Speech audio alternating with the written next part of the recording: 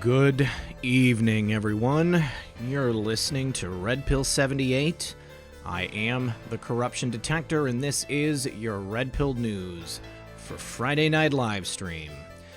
I hope that everyone has had a nice, relaxing Saturday afternoon. Tomorrow is Mother's Day. That's a very special day for many of us. I'm sure that all of us are thinking about that. Mothers are special. That's why my mother's going to join us tonight. We got our issues worked out on Skype.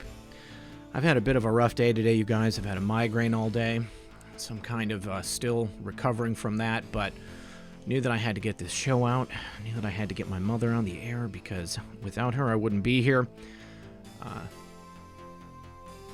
And it's actually not showing that I'm streaming yet. What's going on?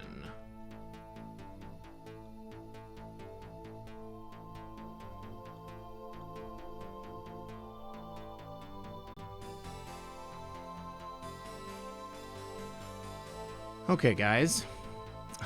It's showing me as being offline. What is going on? Alright, it looks like I shut the stream down for a second because it still shows me as offline, but we're back on the air.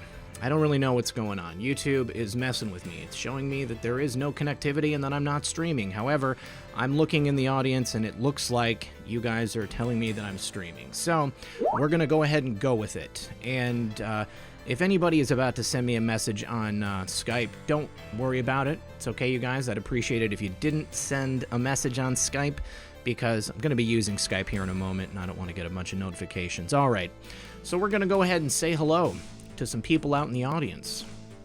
We've got Oklahoma. We've got people in Michigan, of course. We've got people in North Dakota, Indiana. Where else are you guys calling from? Rhode Island. Utah, Texas. Can't see me. You won't see me. Adelaide, Australia. Where at? Indiana, Salem, Oregon, Tennessee, Delaware, Pennsylvania, England, Illinois, Worcester, Mass, the Ozarks, Northern California. There is everyone right there. That's great. I'm going to have to go ahead and go it on slow mode real quick, guys, so that I can see everything that's going by. I wonder why it's not showing me that I'm online. I don't know what's going on. This is very strange. I'm going to go ahead and do a refresh on everything here. See if we can get some information. Please, YouTube. What's going on? There we are. Live stream health. Looks good. Florida, Missouri, Georgia, Washington, Arkansas, Rhode Island, Liverpool, Tulsa, Oklahoma, Houston, Florida, Idaho, Pennsylvania, Wyoming, Michigan, Knoxville, Alabama, Arizona, Massachusetts, Australia, Idaho. Yeah, YouTube, they're fond of screwing with me here, you guys. I don't know what it is. All I do is talk about the truth, talk about real things, talk about the real news, bring you guys real information. We've got, maybe I have been cloned. I sure hope that I haven't been cloned. Because if there's another me out there, maybe they're doing things that I don't know about what they're doing. Very, very strange stuff, you guys. Let me go ahead and move some stuff around here. Oops, did not mean to do that. Go back a little bit. And we're going to move this over to this side of the screen. Now, we're going to have a couple of different guests tonight, you guys. Elizabeth Miller, thank you very much for that super chat. Also, Jeff Stewart, thank you for those super chats before we even began.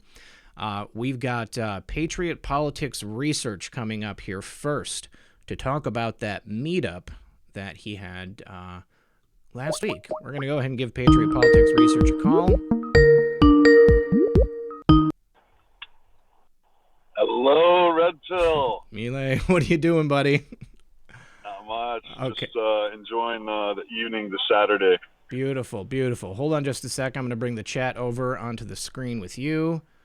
And we've got my disguise on the screen so nobody will see me. And there we are. All right, sweet. You're live and on the air. Keep calm and QAnon. I love it, brother. Love it. Awesome. So how'd the meetup in Chicago go last week? It was excellent. It was like short notice from maybe about 5 business days, but we had about like people show up. We had one random QAnon follower.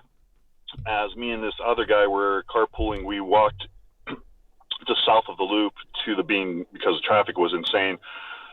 I'm holding my QAnon sign from the Kim Foxx protest, and this girl with her mother, I mean, she's not a girl, she was probably mid-20s, she might be listening. I sent out the link to our Chicago QAnon meetup group.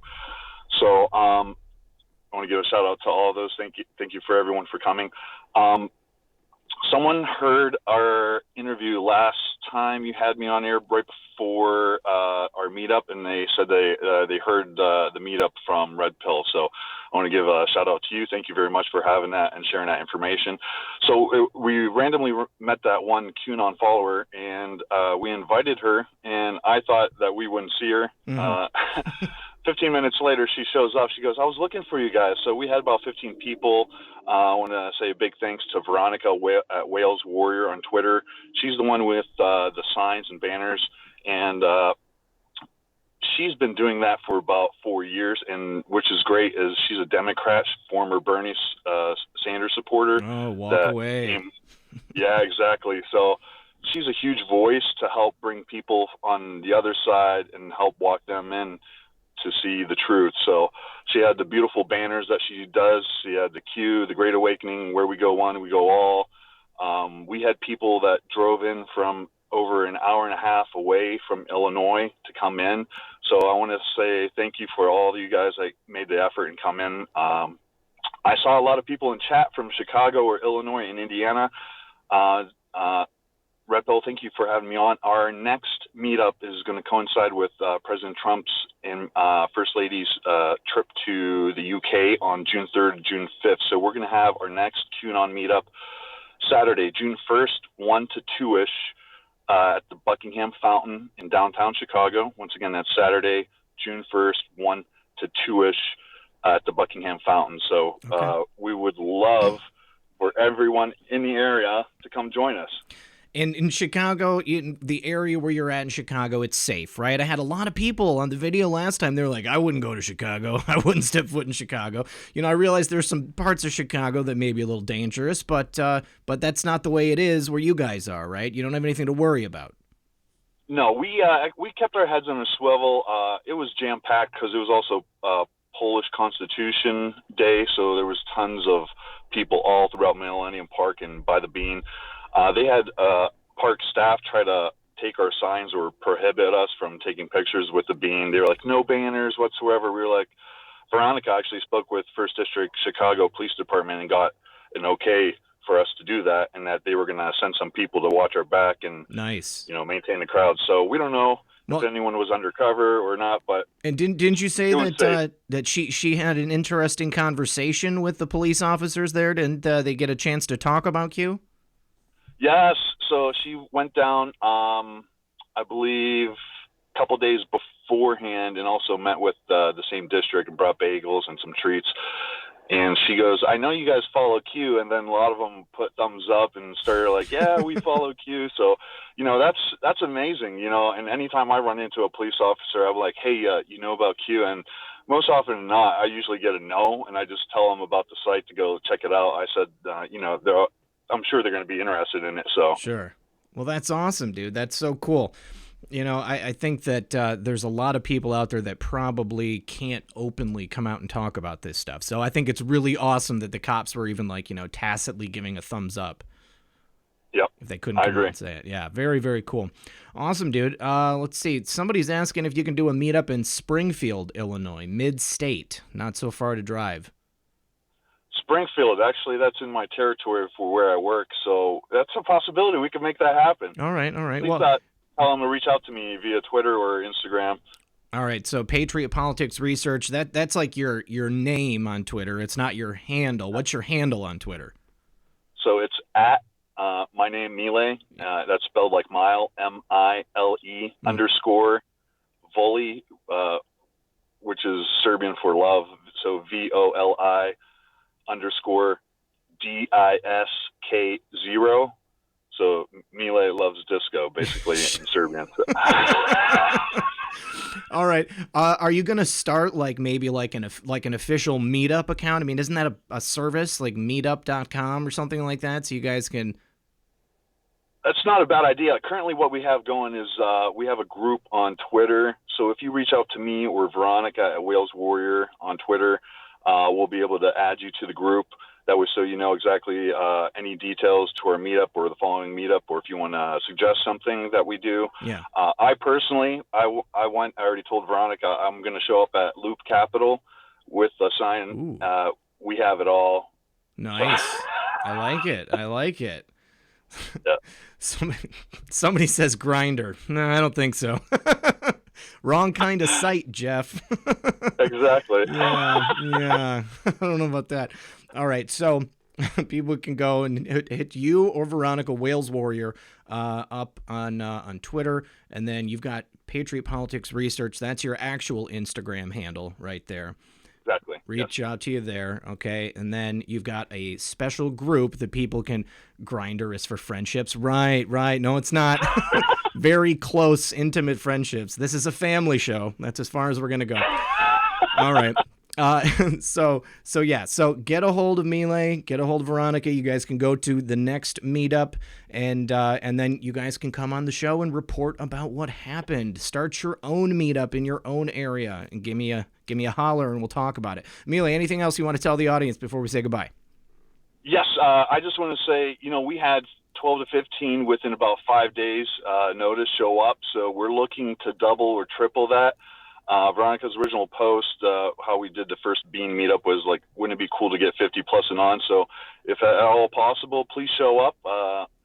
We'll be waiting for you. We'd love to talk with you. And last thing I want to say, Red Pill, happy Mother's Day to everybody, especially your mom, because you're an awesome guy, and we love everything that you do for us. And last thing, it was pretty funny during that honoring Rod Rosenstein ceremony. Bill Barr said something that had me in stitches. Like, he goes, "There's one last thing that we have to clarify, Rod. Please come up here before you leave the building." Yeah. He goes, "Who has the best deadpan expressions?" And he goes, "I do my best work in congressional hearings." Yes. I was dying.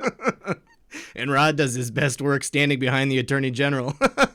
Exactly. All right, I love you, Red Pill. I love you too, brother. All right, we'll talk to you soon, Melee. Thanks, buddy. Right. Bye-bye. Bye-bye. Awesome. Thank you, Melee, for coming on. We are now going to go over to my other desktop. We're going to look at some news here before we give my mom a call. I'm going to make sure that my mom is ready. And, God, you guys are horrible. We're not going to get on any of these other sites, you guys. Okay. So Methods was kind enough. Oh, and you know what, guys? I did want to say to everybody that donated to help out Mr. and Mrs. Methods this week, they had another issue where some crazy person wasn't paying attention and drove into their car and destroyed it. So now they're on to looking for yet another vehicle, and they will be unfortunately having to pay for the note on the vehicle still in the meantime. So a bunch of people donated. I donated. Space Shot donated. And it's really going to make life a lot easier for them in the meantime. Methods does a lot of great work for the movement. He does not get any payment for it. It's not monetized. So if you can help out, I think that's really cool.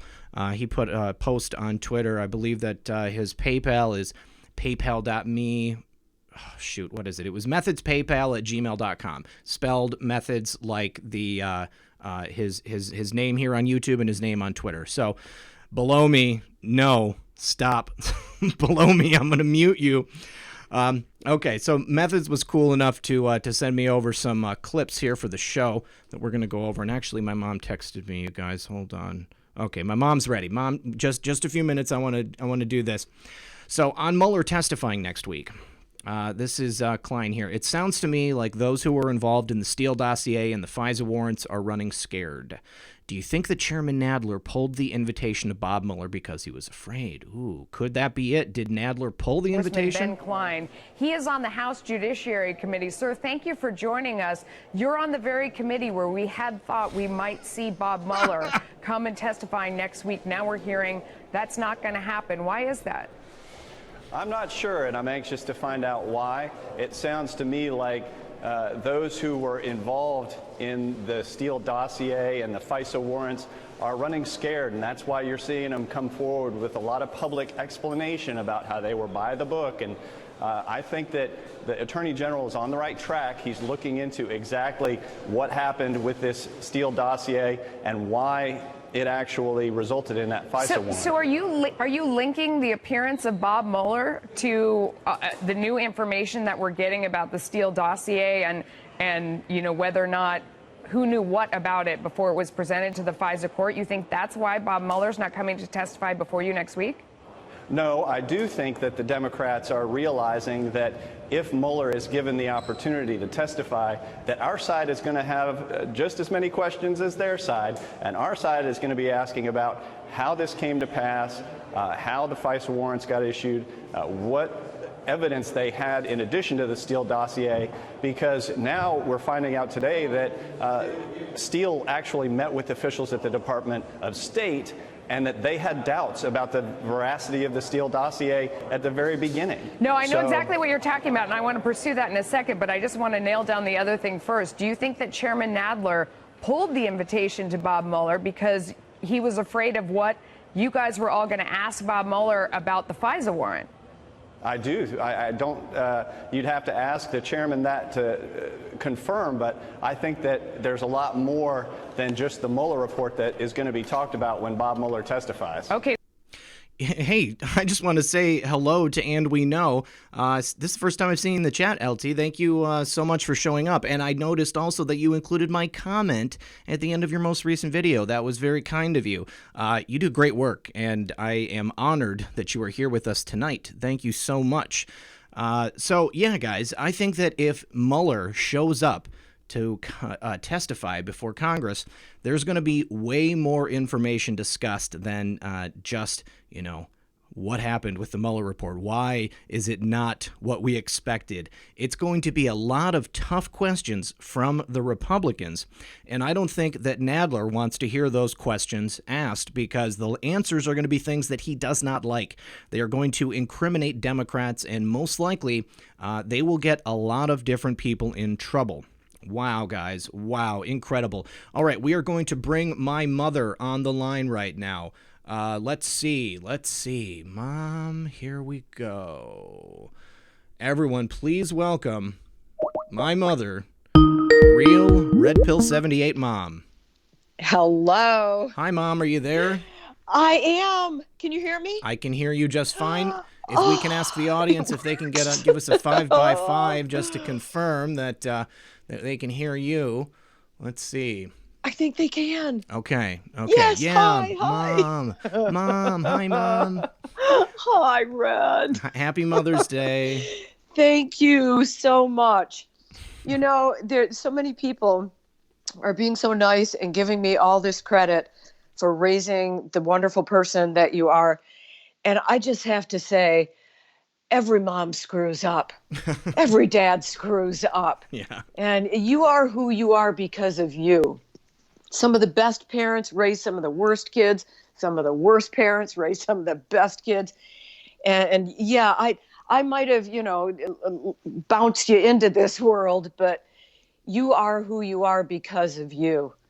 And you got to take the credit for that. Well, thank you so much, Mom. I really do appreciate that. I would have to say that the majority of my better qualities are definitely due to you because you did a heck of a job raising me. You instilled a lot of really important ideals in me.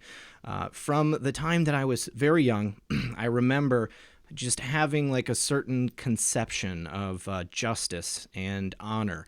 And that definitely came from you. Now, see a couple people mentioning slow mode. I actually do have it on slow mode, you guys. Let me... Oh, no, wait. Slow mode did not turn on. Leave page. YouTube is really messing with me tonight, you guys. I don't know what the deal is. It's like they signed me out, but I'm broadcasting. How can I be signed out if I'm broadcasting? It is on slow mode. It is now on slow mode. Sorry about that, Mom. We got. Do you want me to talk to YouTube? You want me to go in there and talk to them? Yes, if I you will. would, Mom. It might make it easier. Yeah. So You're talking about the values that were instilled in you. Yeah. And I can't believe that I did this, but it all seemed appropriate. Do you remember the first novel that I read you at 6 years Oh, old? To Kill a Mockingbird. Yes. Yeah, of course. Can you believe that? And I thought, well, I want to read this anyway, or reread it. Right. And so, and I love to read to you. So I thought, yeah, for as long as he wants to hear me read it, until he gets bored and he'll run off and do something else. And you kept coming back. So every day we read a little bit more, and we read the whole book. Yeah, I do. I remember that. It was a great book. I always I really enjoyed it when we were reading it. And, I remember when we watched the movie together, I remember crying about it. Yep. It was heartbreaking. Oh, we sort of have the same tastes in kind of the general overview of life, and how you approach life, and the balance between your emotions and your mind, and we've always been kind of together on that. Yeah. And it doesn't happen with every child. I think you know that, given our family. Yep. It doesn't happen with all of them. So when it does, it's such a gift. And I have to say that, again, even though every parent is going to screw up, every parent's going to get their heart broken, focus on what you love about being a parent, about that child. Focus on that. Hold your attention there, because that's what life is made of. Is a happy life is a series of happy moments. I would agree. You don't just get there, Yeah, got to build it. You've got to be able to accept the good and the bad, because I've always said that without going through life with trials and tribulations and having to learn the tough lessons, you have no point of reference for the good stuff. The things that are real gifts, that are real blessings, don't mean as much unless you've gone through those tough moments. And it's very true. Nobody's perfect. Everybody's going to screw up someplace. But, again, it just goes back to that same lesson that I just said. You have to be able to do that. It makes you a stronger person, and it allows you to use, better thinking skills as you grow up, because you can look back and you can say, well, geez, that's going to bring pain, or that's going to bring suffering. I know I don't want to act that way because I know how that's going to make somebody feel. So, and it's a big part of the channel. That's why I do not, and I'm saying, again. It's a big part of the channel. It is why I choose to treat people the way that I'd like to be treated. So, well, that's something that you've always had, and I've always had. At least I feel like we try to be this way. Definitely. Is to be compassionate enough to say, how does the other person feel? Now, again, it doesn't mean that you aren't going to screw up, and that you don't come to that place of going, oh, wow, now I need to think about this. How did that other person feel? Yeah. But that's how you grow. It's like life is going down that highway, and when you drift out of your lane, those little bump, bump, bump, bump, bump at the side of the road, it reminds you, align yourself, get back in your lane. You don't ride those bumps for 5 miles.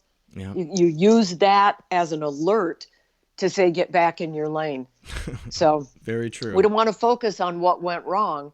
But I think we can say, we've walked through the fire and come out the other side. Oh, yeah. At least I hope we're out the other side. No, yeah, I'd like to think so anyways. My feet are burned. Yeah, me too. Yeah. Mom, I need to say a couple of thank yous. We've got God's Guy here in the audience. Guy, glad you are here from the beginning tonight, my friend. He says, love you, Mom. Love you, Red. Blessings to you too, my friend. Thank you, God's Guy. Otis T. Baggins just gave a couple of super chats. Thanks, buddy. I appreciate that. And then Jeff Stewart, probably the most prolific super chatter in terms of volume. He says, we want to see embarrassing baby pics. There's plenty of them. There are none. No, there are none. What about that one with me peeing on the rug? It's darling. You're sucking on your fingers and you're just peeing away. Yeah. And of course, I had to get the camera out. Right, of course. Well, I was surprised that you were able to get it before I was done urinating on the floor. I have a feeling that I have those. I had that camera with me all the time because I did get a lot of candid shots. Yeah, quite a few. All right. Well, hey, any particularly fond memories of of me since we're on the air for Mother's Day, acting as a mother? Oh my gosh, I wish you would have asked me this earlier so I could think, because, there's years and years worth of memories. All right, here's one thing, which was very interesting. Okay. One day we were in the kitchen, and I think I was making some rice. You were sitting on the counter, and you couldn't have been more than three, somewhere between 3 and 4. Mm-hmm. And you said, "Oh, I love rice. I love rice so much." And I said, "Oh yeah, that's good. I'll make you some." And you said, "Yeah, I used to eat it all the time when I wore the red robes and you wore the white robes." Mm-hmm. I'm like, "Tell me more." So you described it a little bit, but you were like talking about this lifetime that we had where you were in the red, and I'm like, were you a Jesuit? What was going on here? I don't know. It was brief, but it was meaningful, I think. Very interesting. That's right. I do remember that now. That's crazy. Past life experience. God comes through in mysterious ways. Oh my, yeah. I think we've been together countless lifetimes. Lisa Tyler says, "Thank you, Red, for your service and dedication. Hi, Mom. I'm a proud mom of 4 and a blog Russian Terrier." I don't know if that came through right. Blog Russian Terrier. Happy Mother's Day, moms. And then happy Mother's Day, Lisa. Yeah. I bow down to you. 4 Yeah. is that's a tribe. Adventurous. That's wonderful. Yeah, and AJC 713 just gives a super chat. Thank you very much for that. I appreciate that. It's crazy. It's interesting that you said that, Mom, because when I was younger, and I don't know if it was because of that, because I didn't really have that as a conscious memory for a long time, but I remember wanting to be a priest when I was younger. Like, that doesn't surprise me. Yeah, the ritual and the just everything that went along with church when we went. Yeah. I loved it. And like the smell of the incense and like the Latin. Not it was after Vatican II, so there wasn't a ton of Latin, but there was some Latin. Sometimes, yeah. Yeah, but just all of that. I just loved that. Well, and I think particularly for you because of the compassion. So here's a memory. You came in one day and you had one of those roly bugs in your hand. Yeah. And you had accidentally stepped on it. Oh. You were undone in tears. I didn't mean to. I killed the roly bug. I remember that. And it was so awful. And part of me just wanted to laugh because it was the cutest thing. And the other part is like, okay, now let's talk about, he went back to God. Yeah. So it's okay. And maybe he'll come back as a butterfly next time. I sure hope so. Portez Fapadactyl says, "Digital Bill of Rights, free speech is everything." I would have to agree with that. Thank you for the super chat. Jaded Z said, "Happy Mother's Day to all from the Miami Russian consulate." There is no Miami Russian consulate. Oh God, it's crazy about that roly-poly because when I was in high school, you remember I was working at that like event rental company? Yeah. And I was carrying like 10 folding chairs, into an event. And as I was walking down the sidewalk, a tiny frog jumped directly underneath my path, and I was stepping down at that moment. He jumped underneath me, and I stepped on him, and I felt horrible. Like I still have flashbacks to that to this day. Like, that's awful. I felt horrible. I'm not like a type of person that I was never like a person that like tortured or like hurt animals or even like captured animals. Like I would like to watch them out in the wilderness, in their natural habitat. And the idea that I had like stepped on this frog, it was like the worst thing in the world.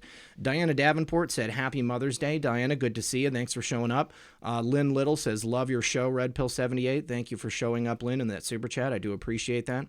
And Stuck in CO Blue Black just gave a super chat. Thank you very much for that.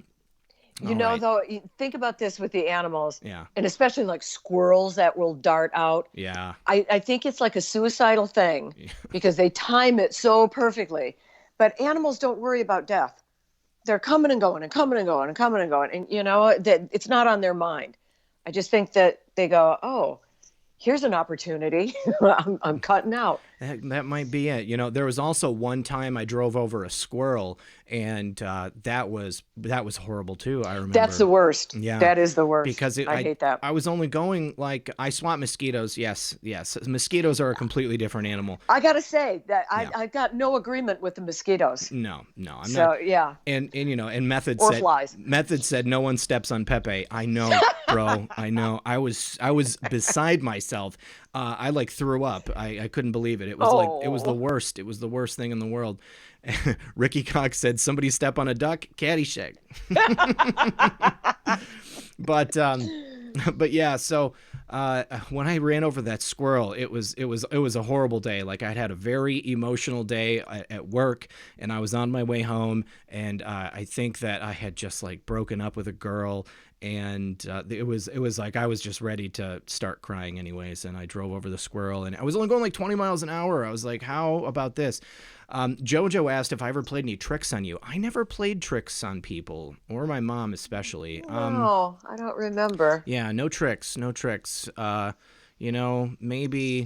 trick or treat. I mean, I made my own costumes on several occasions. There was one year I was Dr. Octopus. I made a pretty complicated Dr. Octopus costume with fishing line and that was good. Cardboard tubing, and I wrapped aluminum foil around it, and then I'd hold my arms up, and then all my other octopus arms would the other arms would came up. Yeah. Let me see. No, you weren't a trickster. No. We did a lot of reading together. The To Kill a Mockingbird was just the start. Charlene Venard says, "You do a great job." Thank you very much, Charlene. I appreciate that. I think that it was mostly just good times. I mean, nothing like tricks or anything like that. There was. Do you remember when we went to? I'm not going to say. Well. I've already. We were on a trip. We were on a trip, okay, and we were riding our bikes, and we were going around this island, and I wiped out. I wiped out real hard, and I smashed my head, and it was bad. I think I might have smashed into some. I was looking at a little person. I think I remember that. There was a little person walking in stilted shoes, and I had never seen that before, and I was like, what is that? What's going on? And then I drove into some people, and I wiped out, and it was horrible. I definitely remember that. I got hurt a lot. I definitely remember getting hurt a lot. It's the clumsy gene, and I know it comes from my side of the family because everybody on my side of the family talks about it. And it's just who we are. We can trip over our own feet. Yeah, pretty clumsy. Definitely pretty clumsy. And even I guess I haven't fallen on my bike in a while, but I try and not do that. No, but I will bump into things a lot. I'll bump into things, and I still hurt myself. I cut myself. If I'm working with a blade or something like that, I better be wearing some pretty thick gloves. Otherwise, I'm going to cut my fingers. Or if there's broken glass around me, I've got scars all over from the broken glass. Yeah. It's a good reminder to be present and to be mindful and just, to be focused on that moment, not going off in a lot of different directions. Yeah, for sure. Easier said than done, but we both get a lot of practice with that. For sure. Guy's wife, Gina, God's girl, says, "Happy Mother's Day. We love you all. We have 8 boys and 2 girls. Great job, RPN and Mom." Thank you so much, Gina. Wow, 10 kids. Gina. Can you believe that? 10 kids. You guys awesome. Did a good job, though, because they're all alive and everybody's... Red's dad came from a family of 7 kids. He was the oldest of 7. And that, to me, I had 4 in my family, but 7, I was just astounded that anyone could do that. Yeah, that was a lot. That was definitely a lot. Yeah. Well, listen, Mom, anything else you want to tell the audience before we say goodbye? I got to get Thomas in here. Just want to say Happy Mother's Day to all the mothers and, to anybody that nurtures anything. Our planet needs that very much. So love your mother, Mother Earth. Yep. Love your mother because she brought you here, and love yourself. Yep.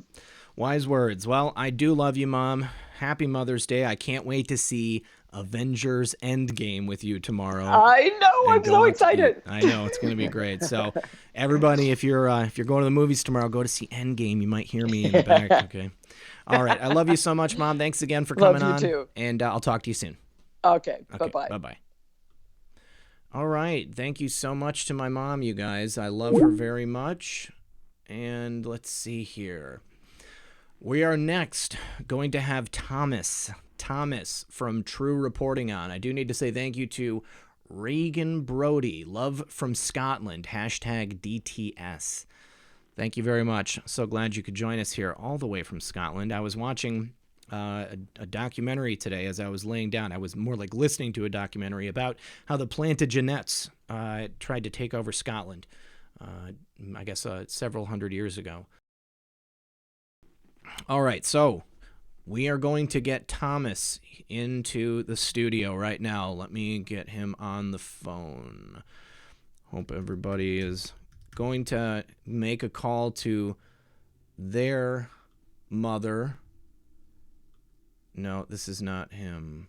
Oh, I put him under Tru Reporting. That's right. TRU. All right, calling Thomas.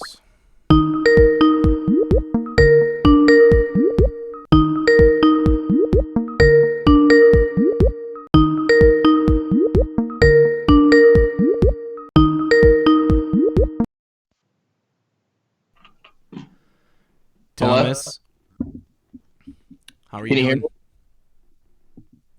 Can you hear me, Thomas?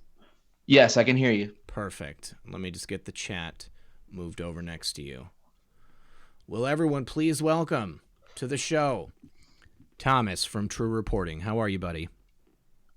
I'm doing good, man. How are you tonight? I'm doing well. I've had a migraine all day, so it's finally starting to dissipate, but I've been under the weather, kind of just trying to lay down, lay low, keep my eyes rested. I think I'm just on the computer and the phone too much. Hey, love the statue, dude. We were just talking about Keck Magic last night. Did you hear? Yeah, I got that.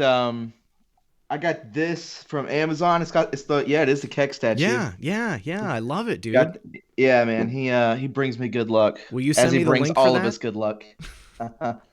So, well, I don't know if you saw the show that I did regarding the Keck Magic, but the post with the dubs, the 77777 post that Donald J. Trump will be president, he'll be elected president. Okay, and then I covered some of this video yesterday, which was talking about the end times and like the 7 years of tribulation, or God's guy knows more about the specifics of it, but there's all these sevens, like Trump was elected, 700 days, or I can't think about it right now. I need to have it in front of me, but they're like every single number that's of significance is a 7, just like that post saying that he was going to be elected president. So Keck Magic, it's working. Yes. Very, very strange stuff, man. Yeah. That's a rabbit hole in itself. My God. Well, we should do a show just on that sometime. I think that'd be pretty cool. We got some notables you and I are going to go over here later on in the show. But perfect. Code Red Dew Girl. Hey, what's up, Code Red Dew Girl? Good to see you. Good evening, Red Pill 78. Checking in late. At least you're here. Very important. Okay, Thomas. So obviously we're buddies and that you're on the show because of that, but you're on the show for another very specific reason. Tell me what happened yesterday. Tell the audience in case they don't know.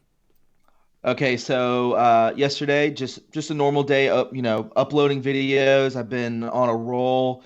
I've been following that the gun seize in Los Angeles, and I was about to upload another video. Then I got an email from YouTube saying that because of the mosque shooting in New Zealand, they said that was violence. It showed violence, and there was not one thing on that video that had violence in it.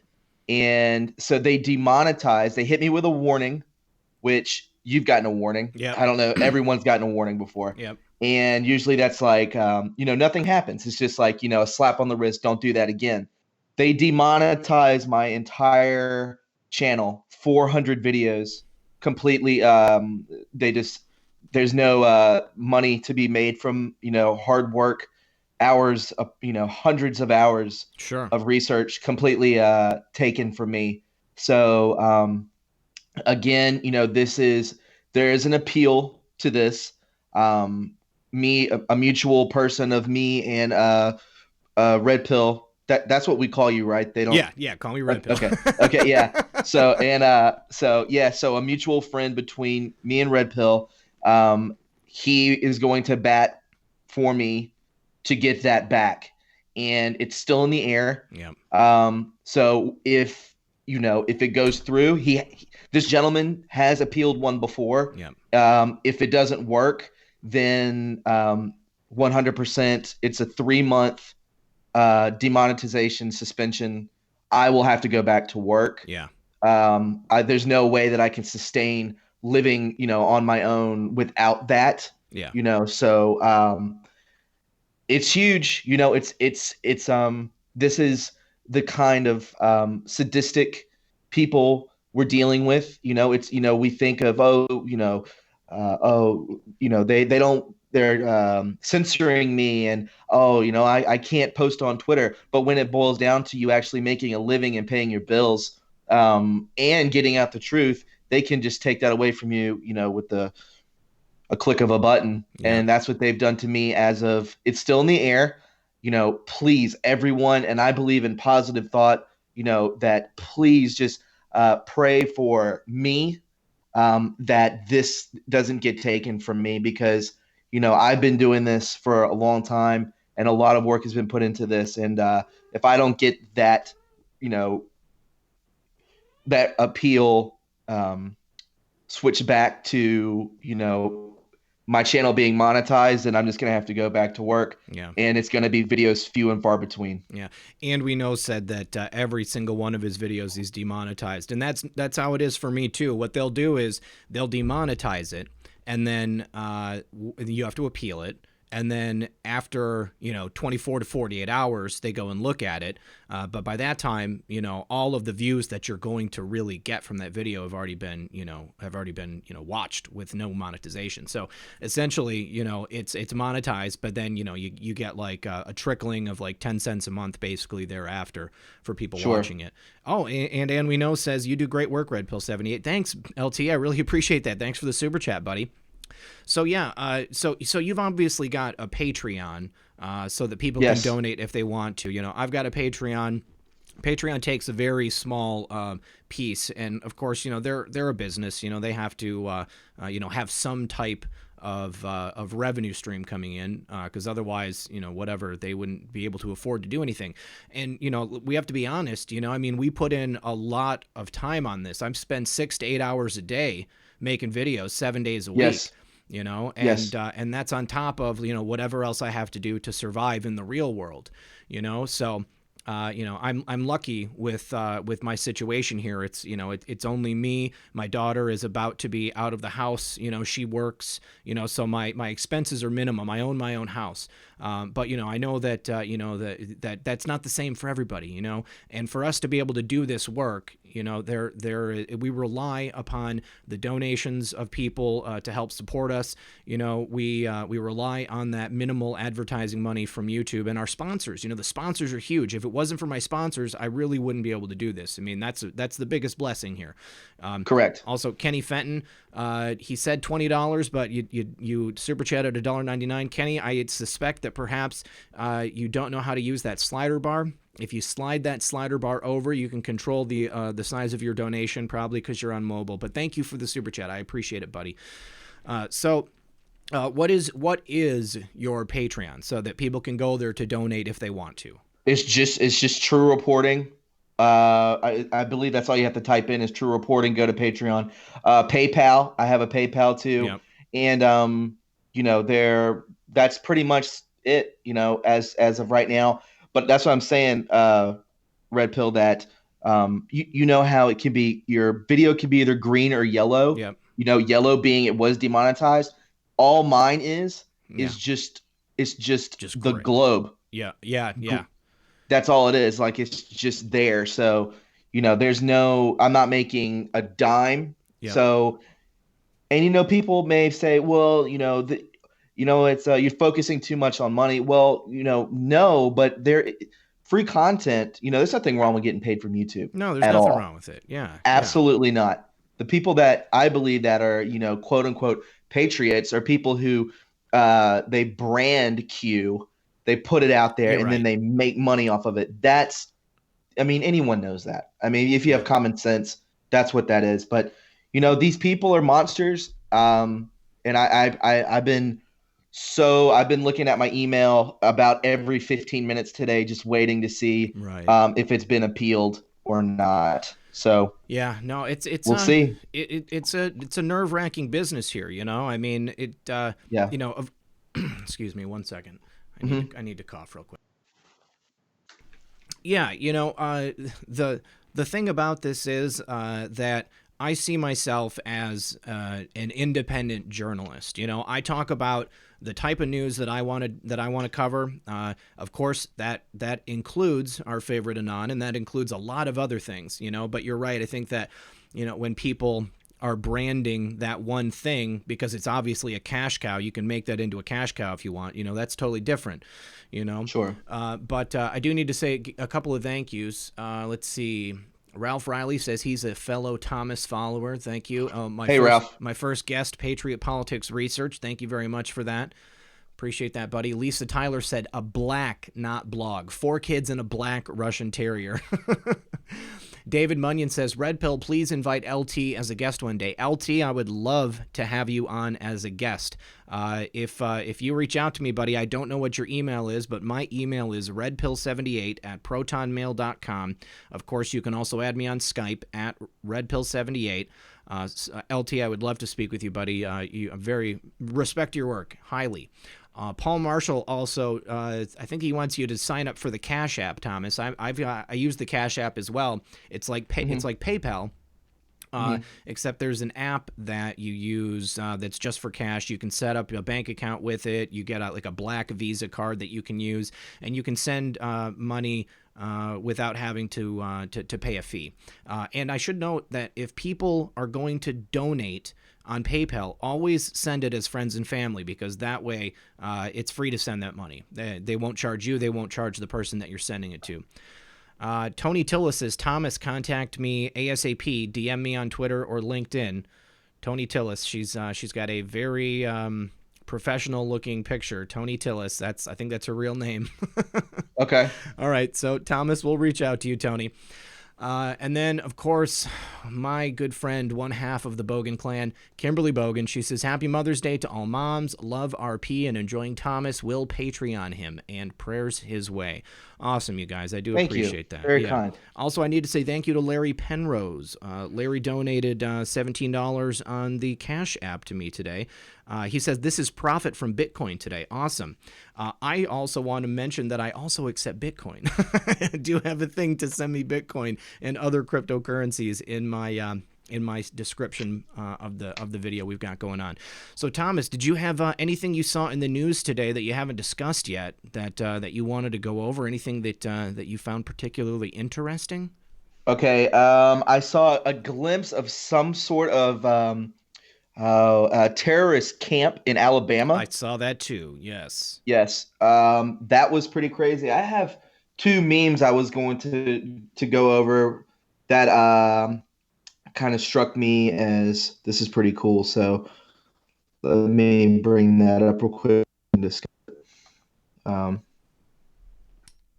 Yeah, so it says here, Attorney General William Barr announces Edward O'Callaghan as acting Deputy Attorney General.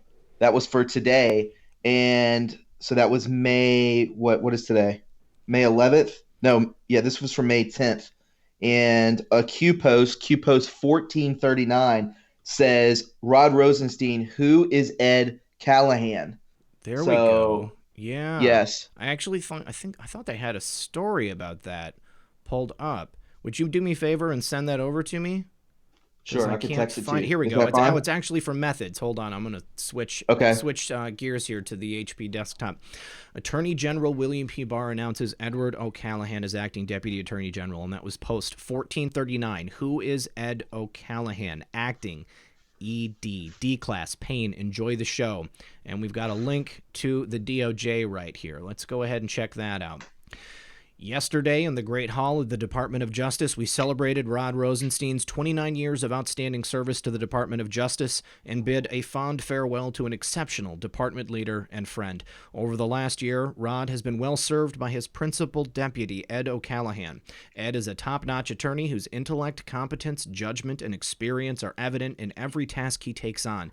That is why I have asked him to serve as the acting Deputy Attorney General until the Senate confirms Deputy Attorney General Rod Rosenstein's successor, Jeffrey Rosen. I am confident that Ed will be an excellent acting Deputy Attorney General during this interim period. Kenny Fenton says, great work, love the no-frills, straight-up news. Keep it like you do. Thank you so much, Kenny. I appreciate that. Now, also from Methods, we had a story in the link here. This is from Fox News. FBI, DOJ to brief lawmakers on handling of Russia probe on Thursday. And I'm just assuming that they mention Ed O'Callahan in this story.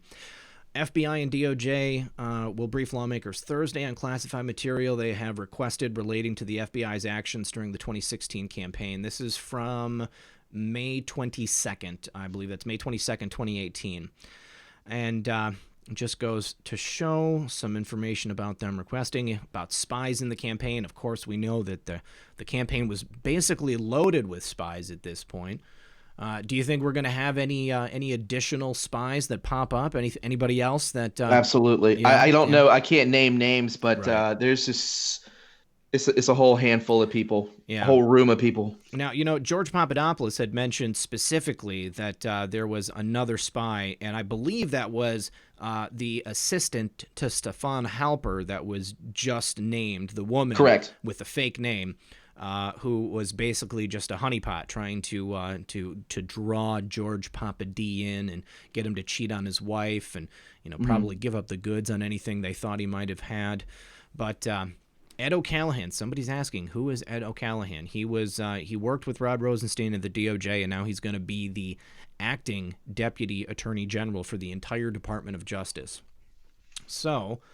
Let's see. What else did I have here? I have a clip about this is Chris Hughes. He was the co-founder of Facebook, and he is calling for Facebook to be broken up. Says they have too much power. You're not actually going to be able to hear this, Thomas, but I'm going to play it, and then I'll do a summary. Mm-hmm.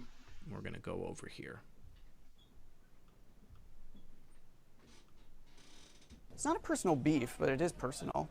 I mean, I've been friends with Mark for 15 plus years. I don't know if we'll be friends on the other side of this piece, but I have no beef with him. I like Mark. I love his family. He's a good person.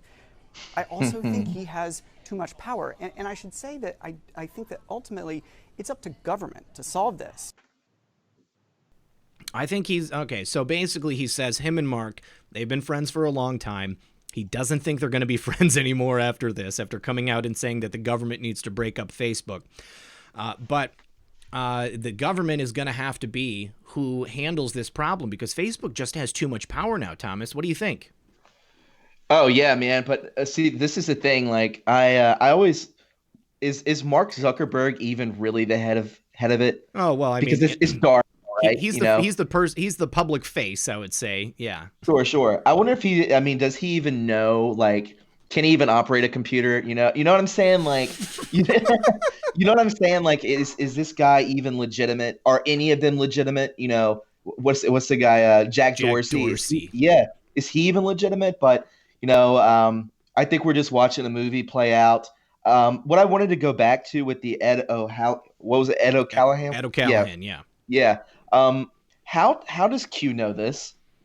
Well, I think that there's probably a timeline of events. They knew that at some point Rod Rosenstein was going to be leaving, which meant that there was going to be a vacancy for the deputy AG.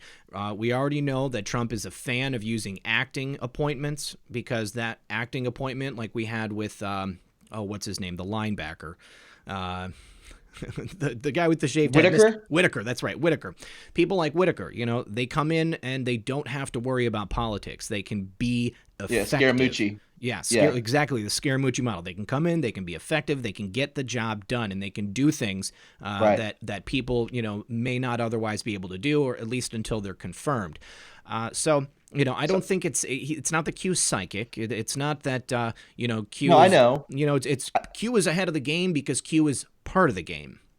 Right. So, it's almost down to the week. Yeah. That's really this is a really tight knit operation. Oh yeah. To where you can say, hey, I guess what was that? I think it was May 10th or May 22nd, 2018. Yeah. I mean, and we're 10 days away from that day, 1 year to the day. It's military precision at its finest.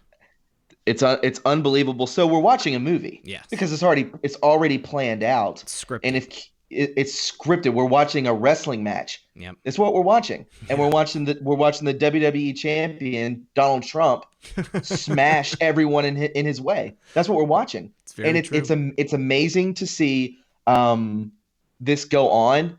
I mean, the end game is obviously for the American people. Mm-hmm. I pray that is how this goes. Yes. It's I don't know if everyone can wrap their head around that, because I'm starting to just be like, yeah, this is what I'm watching is a movie. So wouldn't everything else almost be like a movie? Like, is everything scripted? Like, you know what I'm saying? I don't want to go down this rabbit hole too far, but I think a good amount of pretty much everything we see is scripted. Radar New Jersey said, serious question. Listening to Space Shot today, my screen went black and a quivering light bulb appeared. Still had Space Shot sound. Anyone? By the way, Q8chan on the desktop too. I restarted. Be blessed, mothers. You keep this whole world going. Whole world going. That's right.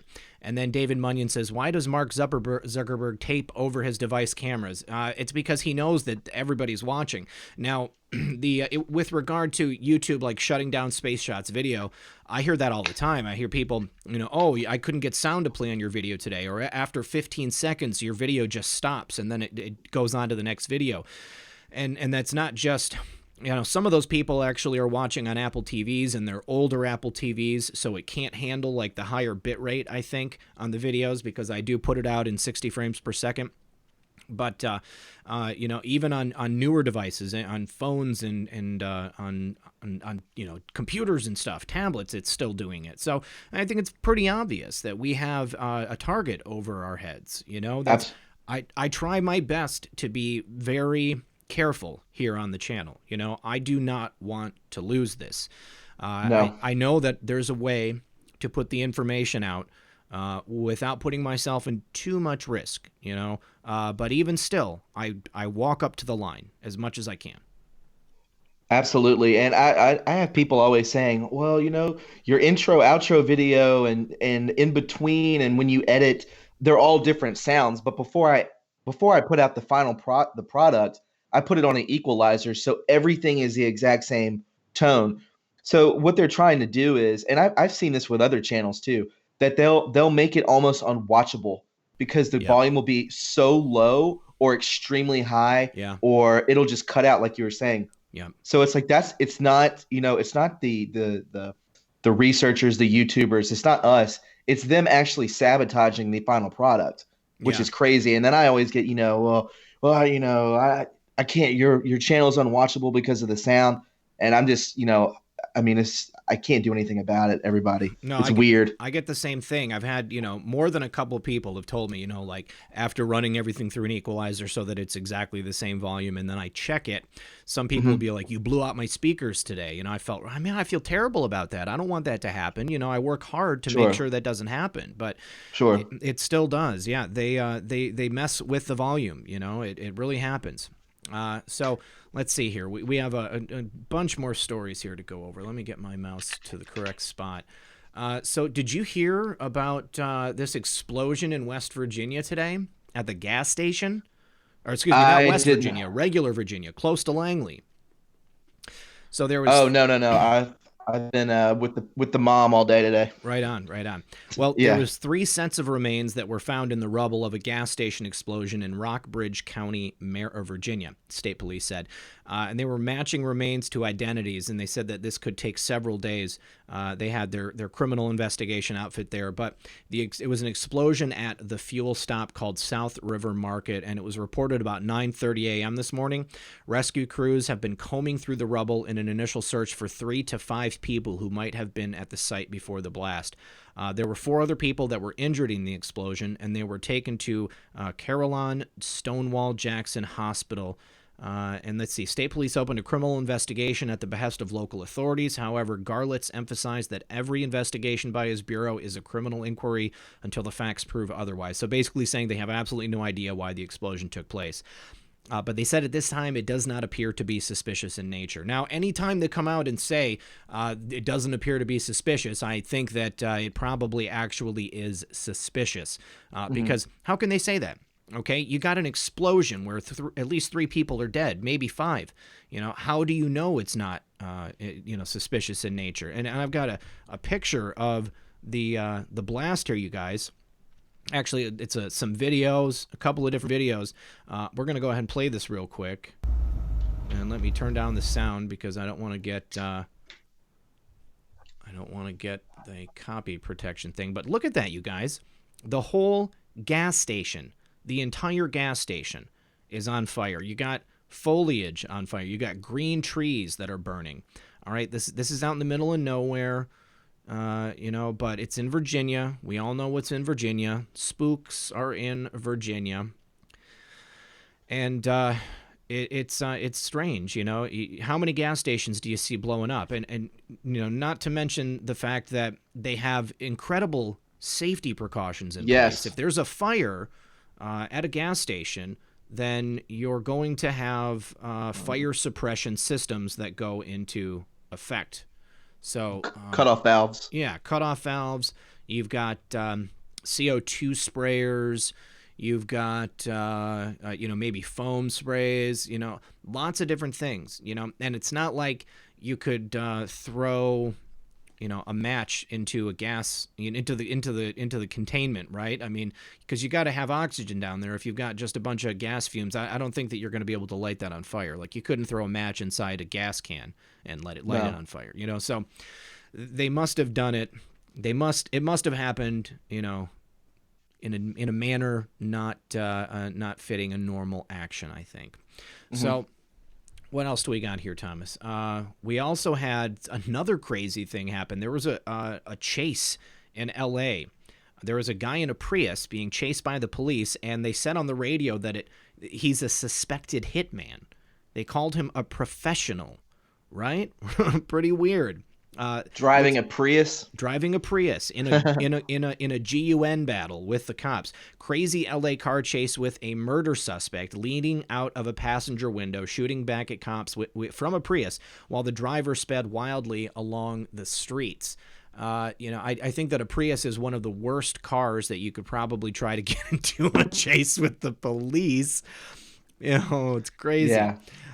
So now another Bearcat on the scene with a robot that can carry a phone to the suspect to resolve the handoff. So it looks like they finally got him to stop, and they had a robot bring a phone to him so that they could speak to him. And this reporter says, "Lols. Okay, I'm transcribing interviews while watching." So update is that they sent a robot, arm extended toward the Prius with suspect in the passenger seat. That person is a suspected professional hitman in a murder earlier this week. So I wonder who the person is that was taken out by this professional. So obviously, maybe not that great of a professional. I was wondering if this might have had anything to do with that large seizure, that cache of weapons that was found.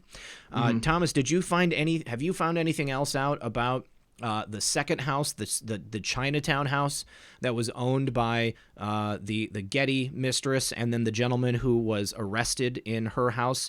Because it's my understanding that they own several properties together. Yeah, almost 20 properties. Wow. Yeah, and I went over it this was 2 days ago, maybe, I think. But I know that the same house that had the armored vehicles out in front of it, like Hummers. Yep. Looks like they had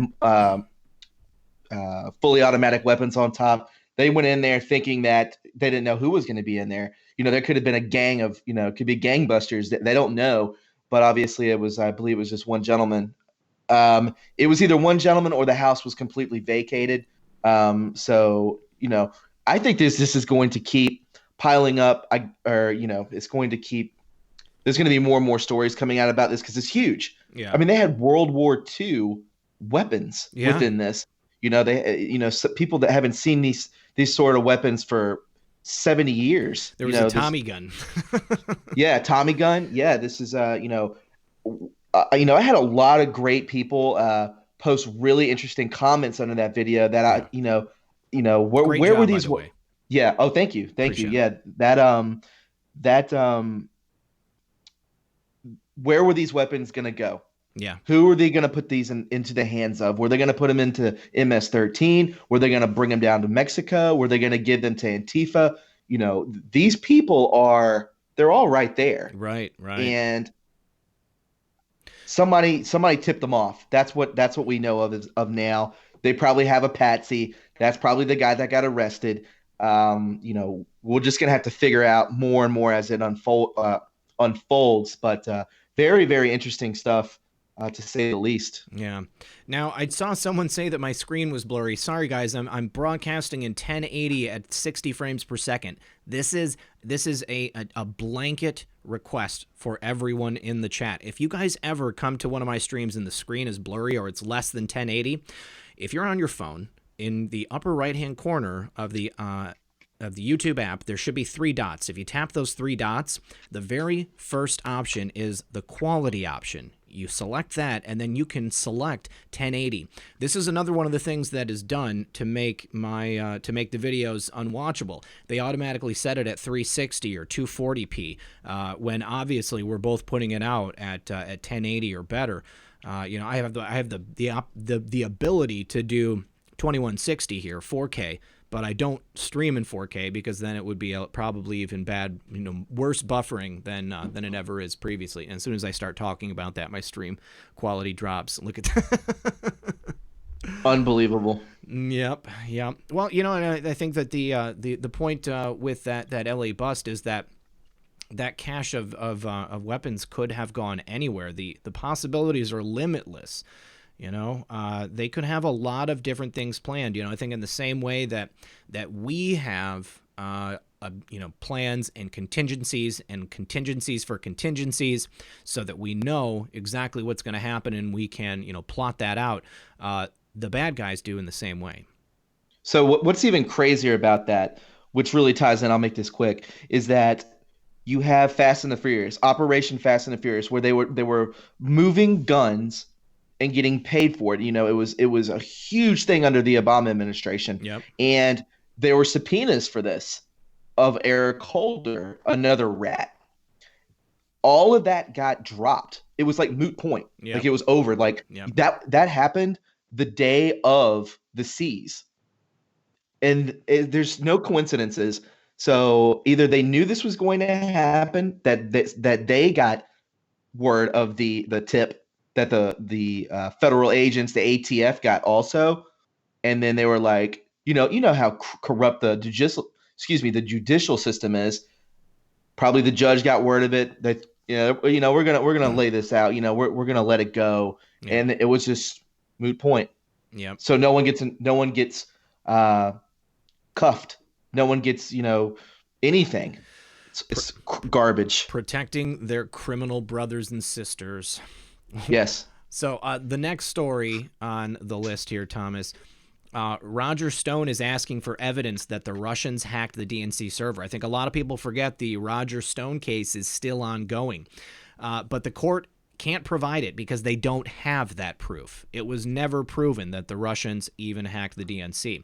So Roger Stone is requesting proof that the Russians hacked the DNC server, as was reported in the Mueller report. He claims if it's the Russians and they didn't hack the DNC, his case should be dismissed. The problem for the Mueller team is that they and the FBI have never actually looked at the server.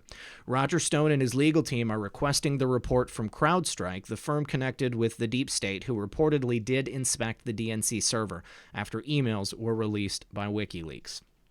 Now, their position is that if the Mueller team did not inspect the server or the FBI, then how can they know that the server was hacked? This logical argument makes sense. It makes so much sense. It makes almost too much sense.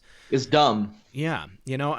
How can they possibly say that that Russia hacked the DNC server and then not provide any proof of that. They must have known that in the discovery for the Roger Stone case, this was going to come out. Do we, here's a question, because I'm not, I'm familiar with that. I think we're all familiar with that case. Mm-hmm. But do we trust Roger Stone? Do we trust someone linked up with InfoWars? Good question. Good question. I think Roger Stone has had his fingers in a lot of different pies over the years, a lot of questionable things. Roger Stone has kind of a scandalous personal history, not to say that really affects the way that he does his work professionally, but I've heard that Roger Stone has ties to certain things, and especially the fact that he's connected to AJ and InfoWars. Corsi. And Corsi, right? And then did you see the show with Ben, the guy who was at that party? I'm not going to say the words out loud because I think that'll get the stream shut down. But he was at that party where all those Dems were, and there was the members and the leader of a particular cult who's on trial right now. He said Roger Stone and Corsi showed up to that event. Did you see that? You're being too vague.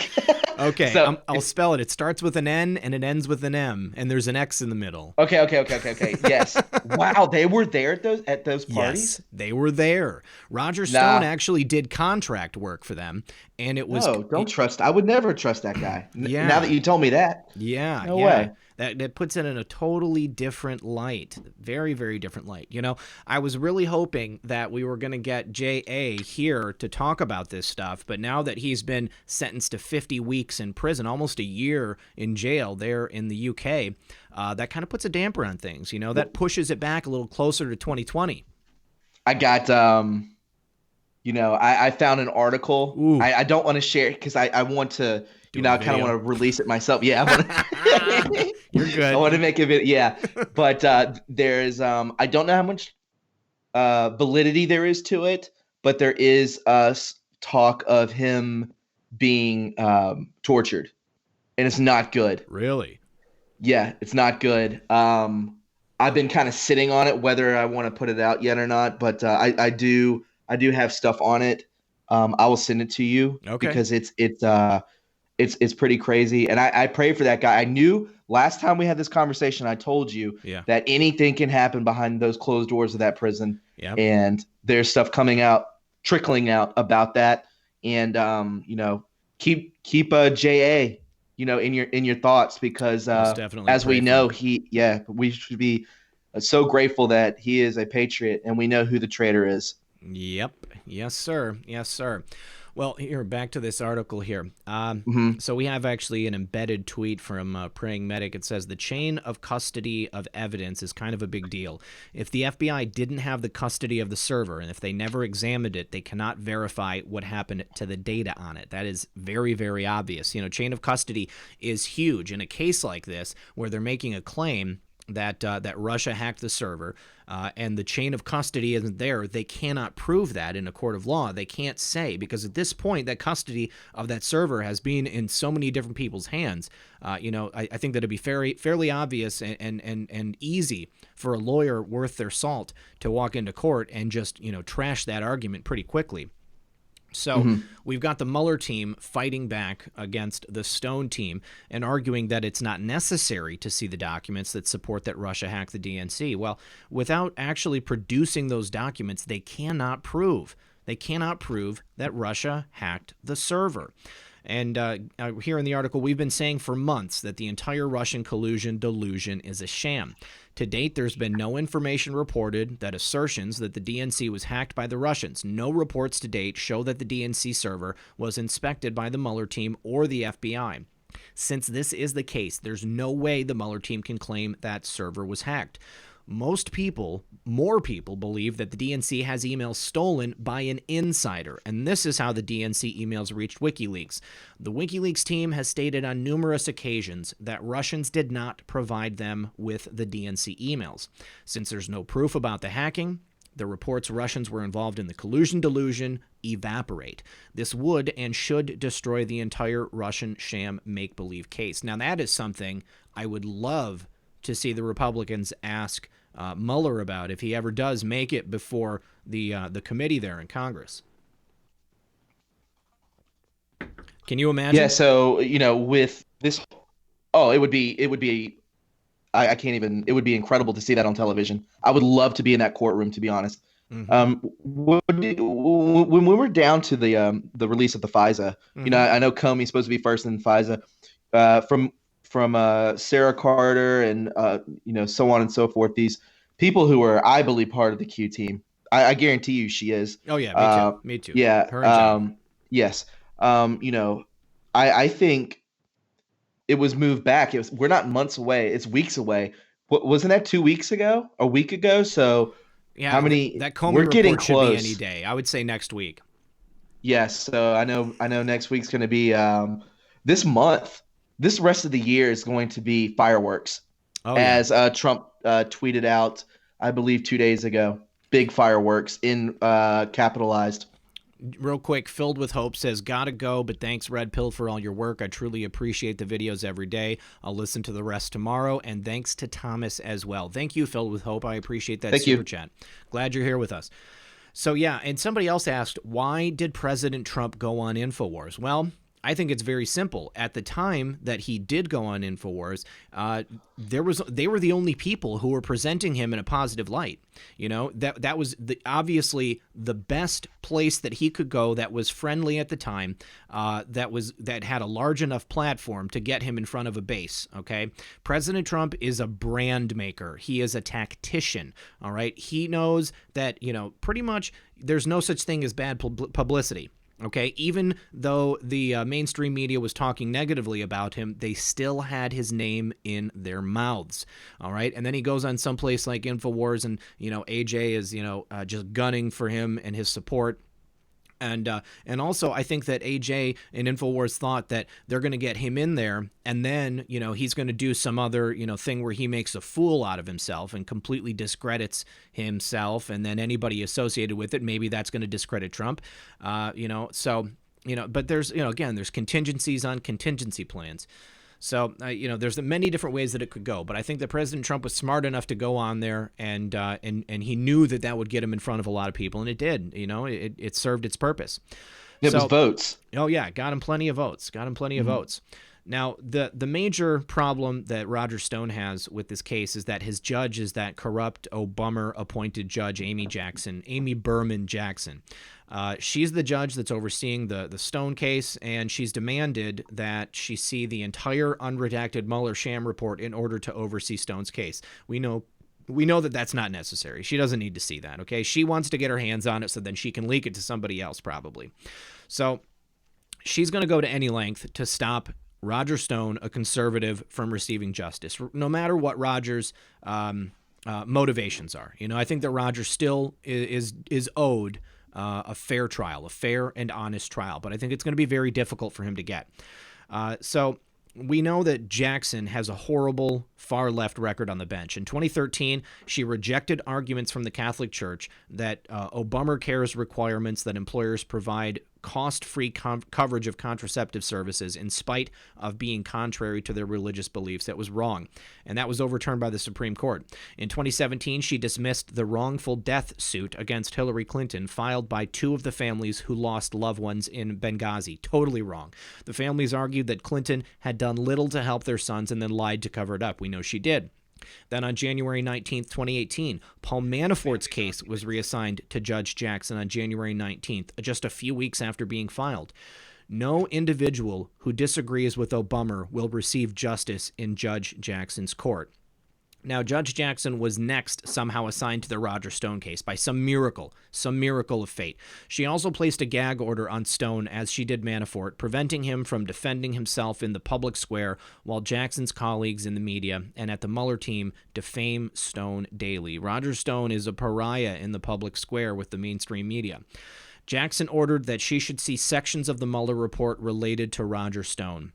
So she ordered the Department of Justice to turn over any unredacted sections of the special counsel's Robert Mueller report on Russian activities as they relate to Roger Stone.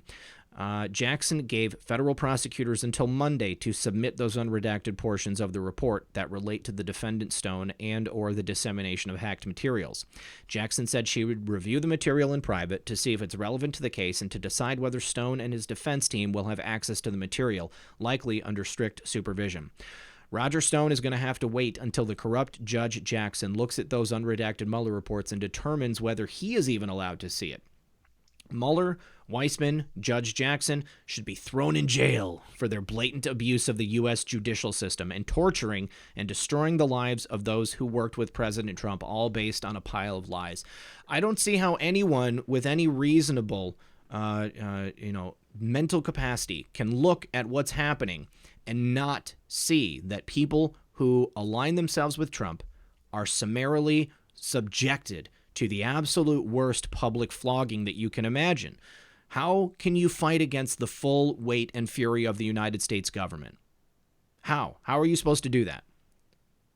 I don't think you just have to man up and take it. I think that these people, these players, these even mid-level players, I think that they're aware of what's going on. This is what I want to know. What is the spectrum of? Do they all know what's going on? Do the Dems know what's going on? I think the Dems do know what is going on. I'm fairly certain they realize that this is a game. It's rigged. It's always been rigged. Now it's rigged against President Trump and anyone that's associated with him.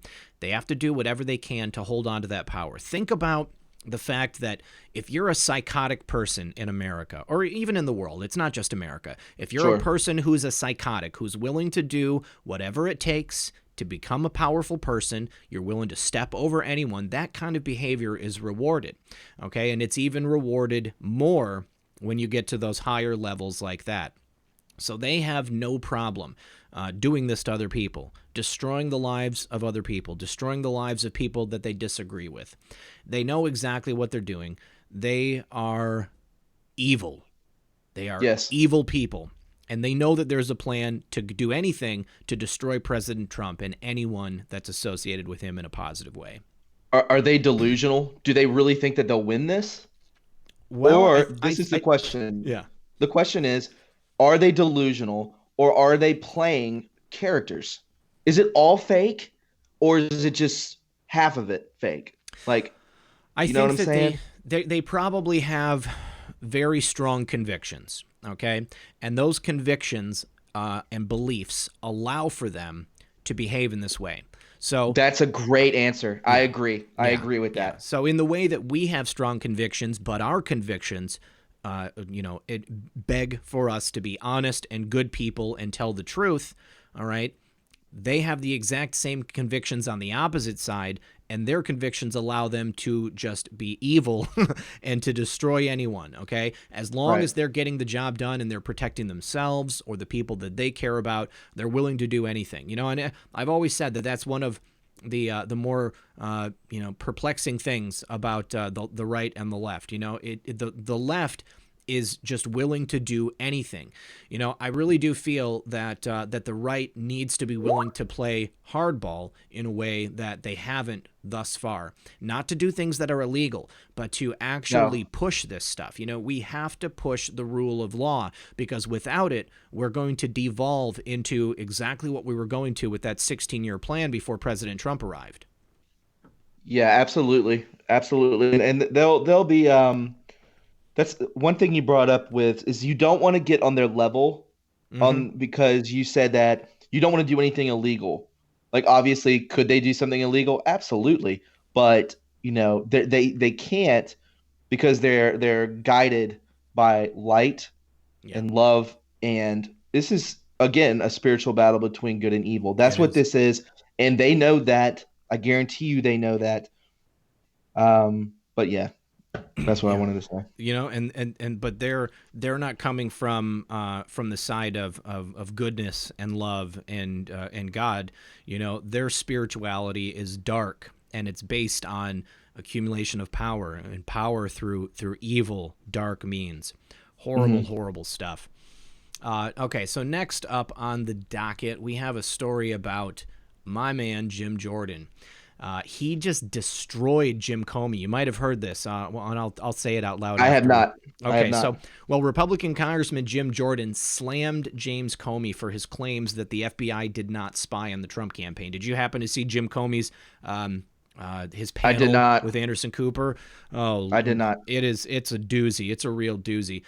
In an appearance on America's Newsroom on Fox News, Jim Jordan reacted to a clip of fired and disgraced former FBI Director James Comey. In that clip, Comey lies to CNN host Anderson Cooper and says the FBI did not spy on the Trump campaign. Jordan responded to the clip of Comey's lie with a savage response. If that's not spying, I don't know what is. Let's go ahead and watch this one, guys. Oh, shoot. Jim Jordan slams Comey for claims FBI did not spy. In an appearance on America's Newsroom. Okay, I thought they were going to give the clip, but apparently it's just a little montage of pictures. And that music totally would have gotten me shut down for the. But yes. And I see that JoJo is saying, please respect others by keeping the chat clean. I appreciate it, guys, if you can, just handle that. Try to keep the chat clean because, I don't swear on the air because I think there's no need to. There are times that call for strong language, but I think that right here, right now, that's not the time, I think that we're here for a common purpose, and there's no reason to be evil to each other in the chat. Sandy Zeiss says, my two faves, I'm afraid they are actually erasing Julian Assange's memory. That very well could be. They're trying to put him down the memory hole. What do you think? She read what I read. Yep. So if Julian just disappears because he's in prison and they starve him out or they beat him, or he turns into another Otto Warmbier. He comes out of jail after 50 weeks and he's a potato, an eggplant. Mm-hmm. Horrible. I sure hope that's not what happens. No. All right. So. Let's see. Next story we have is Lindsey Graham requesting to interview the State Department's Kathleen Kowalik. She's the one who flagged the junk steel report 10 days before the FISA warrant request. This is proof.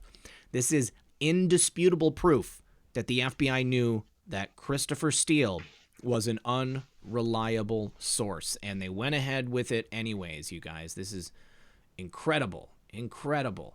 Hold on, I'm trying to adjust something here on the screen. There we go. All right, so on Thursday, award-winning investigative journalist John Solomon obtained memos from a high-ranking government official, Deputy Assistant Secretary of State Kathleen Kowalik. She met with former British spy Christopher Steele in October 2016 and determined that Steele's dirt on Trump was inaccurate and likely leaked to the media. They already knew. Before they had that first FISA warrant, they already knew. And she flagged this in memos and handwritten notes 10 days before that first FISA warrant was approved on Carter Page.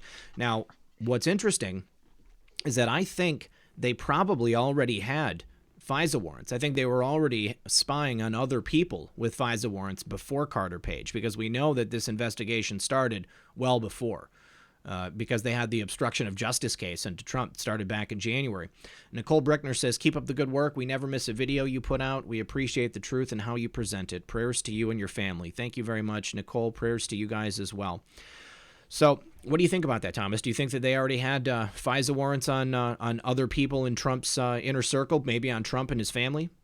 Oh, absolutely. And what I wanted to say is that what this all goes back to is, are we going to see, which I believe we will, are we going to see a former, or plural former, presidents indicted because of this? I believe we will. I believe that we will see, I think, in my opinion, we will see Obama, whatever you want to say, no key words, I know. I believe we see him go down before Hillary. I would certainly like to see that. I sure hope that that's exactly what happens. I don't know. I don't know if they're going to be able to do that, because, I think there's a distinct possibility he could run and try to get away. I think that we need to see it. I think that needs to happen, in order for America to heal the truth about Obama and who he is and his family. I think that needs to come out. I think that he's a lifelong asset a lifelong agent of the clowns in America. You know, from birth, he was raised to be the perfect Manchurian candidate. Yes, that is very true. And Yeah. as Q says, he will claim Kenya. Yes, claim Kenya. But Mhm. hopefully the Kenyans know what's good for him. You can't run. You can't hide. The NSA knows everything. They have everything. These people will be in cuffs. I have such a strong feeling about this that we're seeing a change in guard. It's exactly what Q tells us, and I believe that if they're calling stuff like this random Attorney General Ed Callahan or whatever his name is, last name, if they're calling this within a year in advance, the arrest will happen. Yeah. If they're doing something so minuscule as this to something major like that, and it's on such a focused time frame, Yeah. we're going to see arrests, everybody. Oh, I guarantee it. There's no way around it. You know, we've got over 95,000 sealed indictments right now, and we just had that indictment unsealed against Praz from the Fugees, okay, for hundreds of millions of dollars funneled into the Obama campaign. Horrible band too. Yeah. Or whatever. Yeah. Lisa Hagan says Tom Fenton reported this week that FOIA release uncovered info saying going to follow up with the White House for direction. Boom, he said. Smoking gun that proves Obama was in the know. Yes, from the text messages, we know that this is at the level of the White House. The White House wanted their hands on everything. So it wasn't just Brennan, wasn't just the clowns. I think that it was being run by the clowns. All right, but the yes, the no. All the decisions went straight up to the Oval Office. Internationally, yes. Clowns. International clowns. International deep state operation. So Kvelic, as we said, flagged those memos 10 days before the first FISA, the first admitted FISA. The FBI and the State Department knew that Steele's documents were fraudulent before they used those same documents to obtain FISA court permission, fraud on the FISA court to spy on Carter Page and the Trump campaign. On Friday, the Senate Judiciary Chairman, Lindsey Graham 2.0, sent letters to the Secretary of State, Mike Pompeo. Pompeo has to do something about this, and the DOJ, asking for information on communications between... Okay, somebody go ahead and mute Coyote Darkraven. Between Kathleen Kvelic and Christopher Steele. Lindsey Graham also asked Secretary of State Pompeo to make Miss Kvelic available for a transcribed interview. We need to see that happen. That has to happen. So I think that if Pompeo doesn't act on this, if the DOJ doesn't act on this, then they run the risk of really sullying their reputation even more than it is right now. You know, I think that this is going to be something that has to take place, because now we know that not only was Christopher Steele in touch with the FBI and it was illegitimate, he was also in touch with the State Department. The DNC sent him to the State Department to have this information passed along. They were willing to do whatever it took to destroy Donald Trump with that false and phony, salacious and unverified dossier. Comey came out in the public and said it so many times: salacious and unverified. Salacious and unverified. And yet they still... Okay, hold on. I need to mute Coyote Darkraven. Okay, buddy. Hide. I don't often do that, but that was a lot of foul stuff. Newly Enlightened said, I think Obama gave HRC a pardon already, and that's why she's acting so smug publicly. Won't help when she goes down, will it? What do you think? Do you think Hillary's already got a pardon? No. No? I don't. No. No. Absolutely not. I think it's possible. I think that it's possible that he could have preemptively released pardons for everybody, but even if that pardon was given, I don't know much about the pardoning process. Is it possible for President Trump to reverse those, do you think? Like a logistic type. Yeah, I get the president could do anything, I'm sure. Yeah. I mean, is it even Hillary? You know, I hear people say that all the time. That's what I'm saying, man. Like, I don't even know. Like, I don't know. I know we're in front of like a pretty big audience, and you know, I'm saying that I don't want people to think I'm crazy, but I'm so like, I question everything. Because we've seen body double. We've seen body doubles. Come on, give me a break. I've seen body doubles at Pelosi. Yeah. You know, one week she looks great. I'm not saying like she's hot or anything, but you know, she looks like a nice, well-dressed lady. And then the next time you see her, she looks like an old bag. Like, what is the difference? Are we seeing different people? Are they clones, or what are we seeing? Yeah. I want to know. So, you know, if she's pardoned, you know, I think the president can do whatever he wants to. Well, if he wants to bring people in, she's guilty of so much. That's what I was going to say. You know, could they have given her a blanket pardon against all crimes of all time? There is so much evidence of crimes committed by Hillary Clinton and the Clinton Foundation. And, you know, I think that it's impossible. I don't think that Obama could have pardoned her for absolutely everything. So she's going to go down for something. You know, what it is, I don't know. But we know that Huber is running that investigation on the Clinton Foundation. That's right. That's great. Yeah, that's good to bring back to the forefront. I like that. Yeah. So, you know, there's absolutely very, very good possibility that she goes down for something major, just maybe not something that we are anticipating. And think of all the tentacles that come from the Clinton Foundation.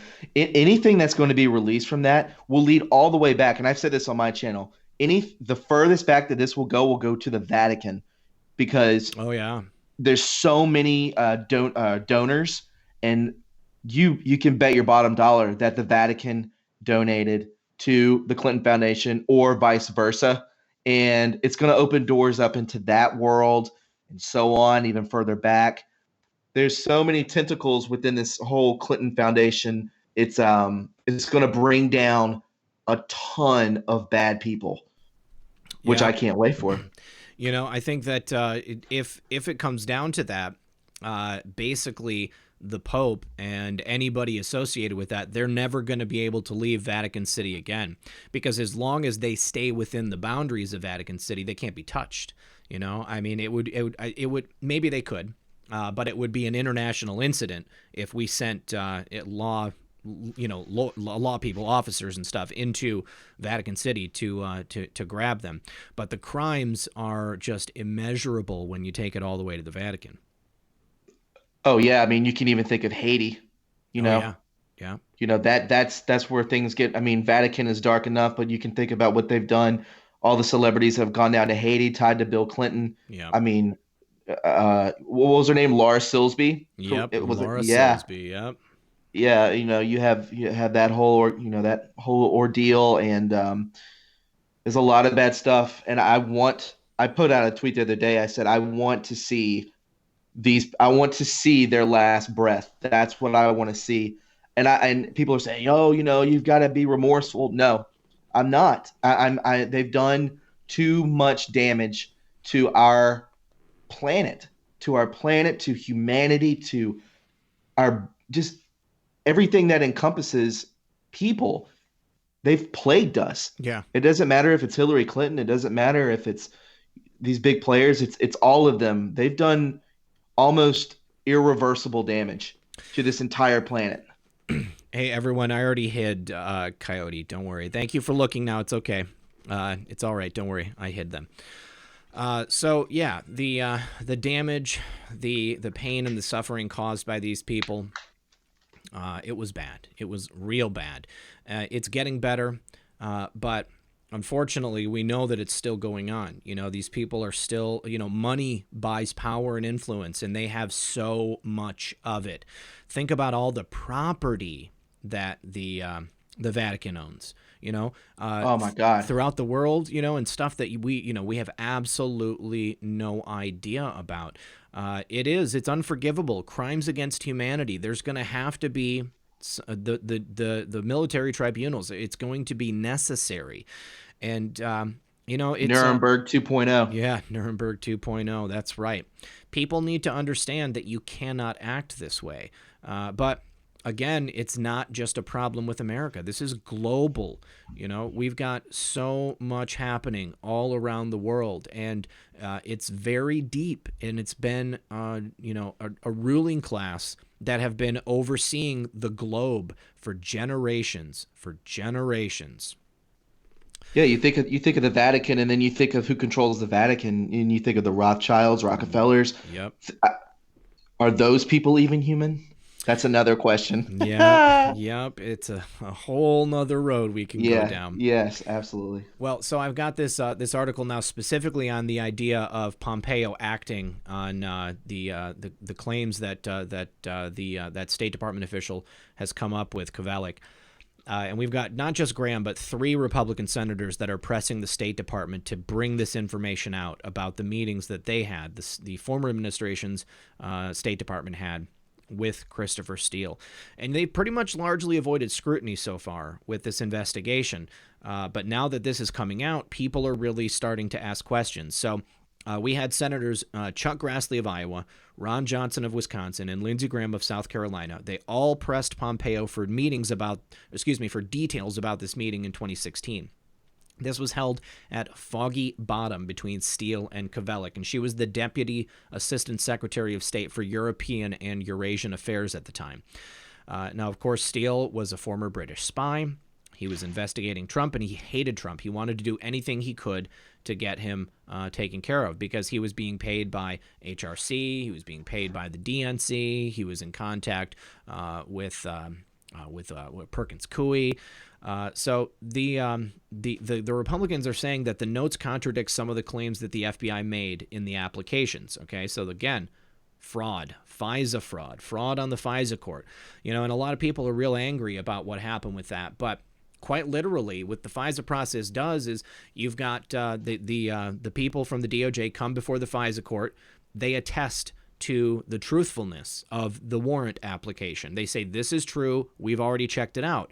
And then the FISA judge just signs off on it. It's not a normal process. It's not like a real court. Like if you and I went to court and we had to prove something, we would present it to the judge. The judge would evaluate it. They would evaluate the truthfulness of it, and then they would make a decision. But with this, they just go and they say, hey, trust us on this, and they do. I think it just has to be, I may be wrong on this, but I think it has to be a different person bringing, it expires the FISA application expires every 30 days or something. So I think that they have to keep bringing it back with a different person. Is that wrong? I don't know. That may be complete crap. I don't know. I know that they have to recertify. I don't know that it has to be a different person, but they bring it forward. They put the information out there, and they have to say over and over again, this is true. We need to continue on with this investigation, and we need you to certify this yet again.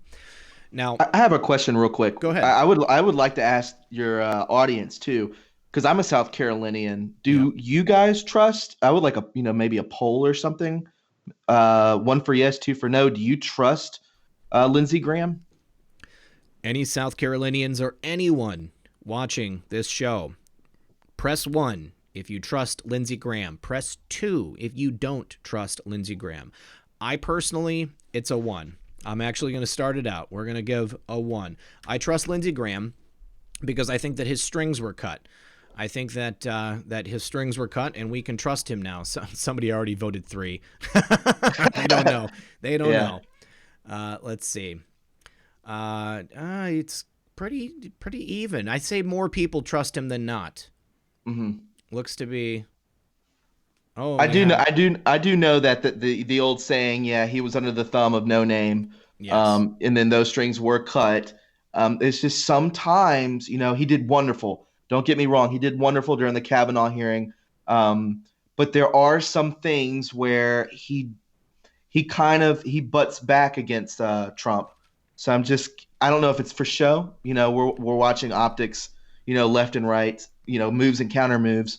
I just wanted to know what people thought. Do they trust him or do they not?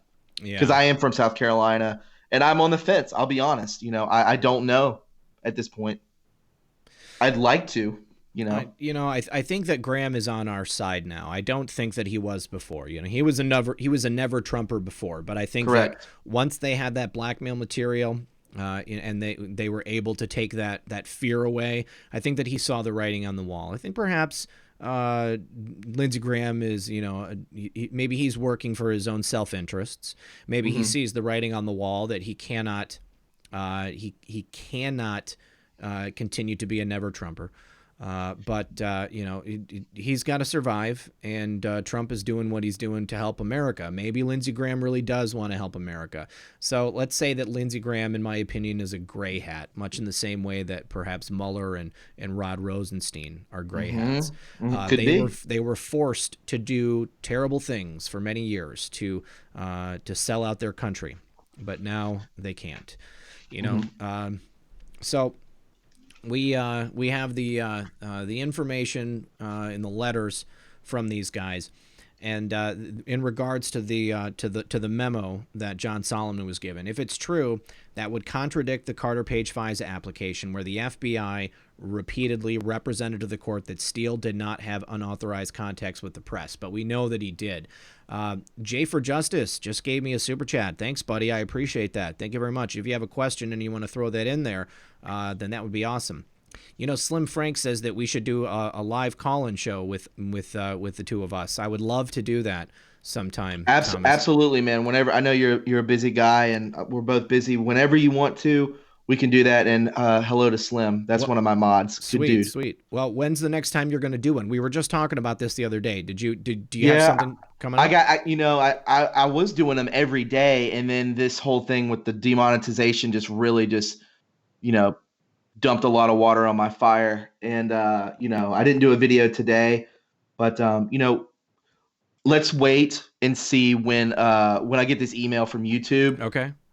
It's probably going to be, I'll hopefully by tomorrow. Okay. Maybe tonight. You let me know. I'll let you know, man. Yeah, I can text you. I'll announce it on my video when we're going to do it, you guys, Sure. because I would love to do that.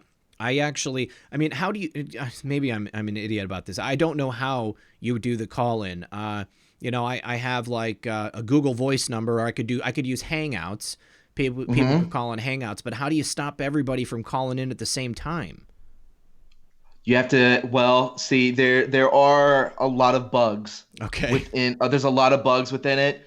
I know before I was super, censored, because, usually in the chats, and Slim Frank and Ralph Riley can attest to this, I would pull in, about 700, 800 people. And now I pull in maybe at best 250.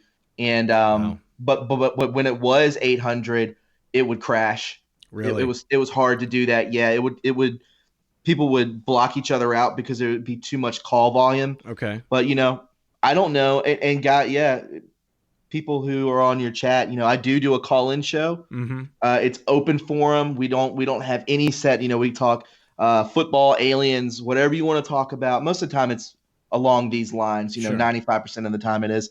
And I don't know any other channel that does a call-in. I really don't. And that's what I reiterate time and time again. I was just I think I'm going to do a call-in show, and it does get a little sketchy sometimes because you do get a lot of trolls. I'm going to be honest with you. Well, somebody mentioned that Patriot Soapbox uses Discord. I do have a Discord set up, guys. So I think that's a great way to do it, because everybody could go into the live call-in room, but then everybody would have to agree to go on mute until I select somebody to say, you're next in line. We're going to talk to you. I know, quite frankly, uses Skype. That's how he and I talk, and that's what Thomas and I are using right now.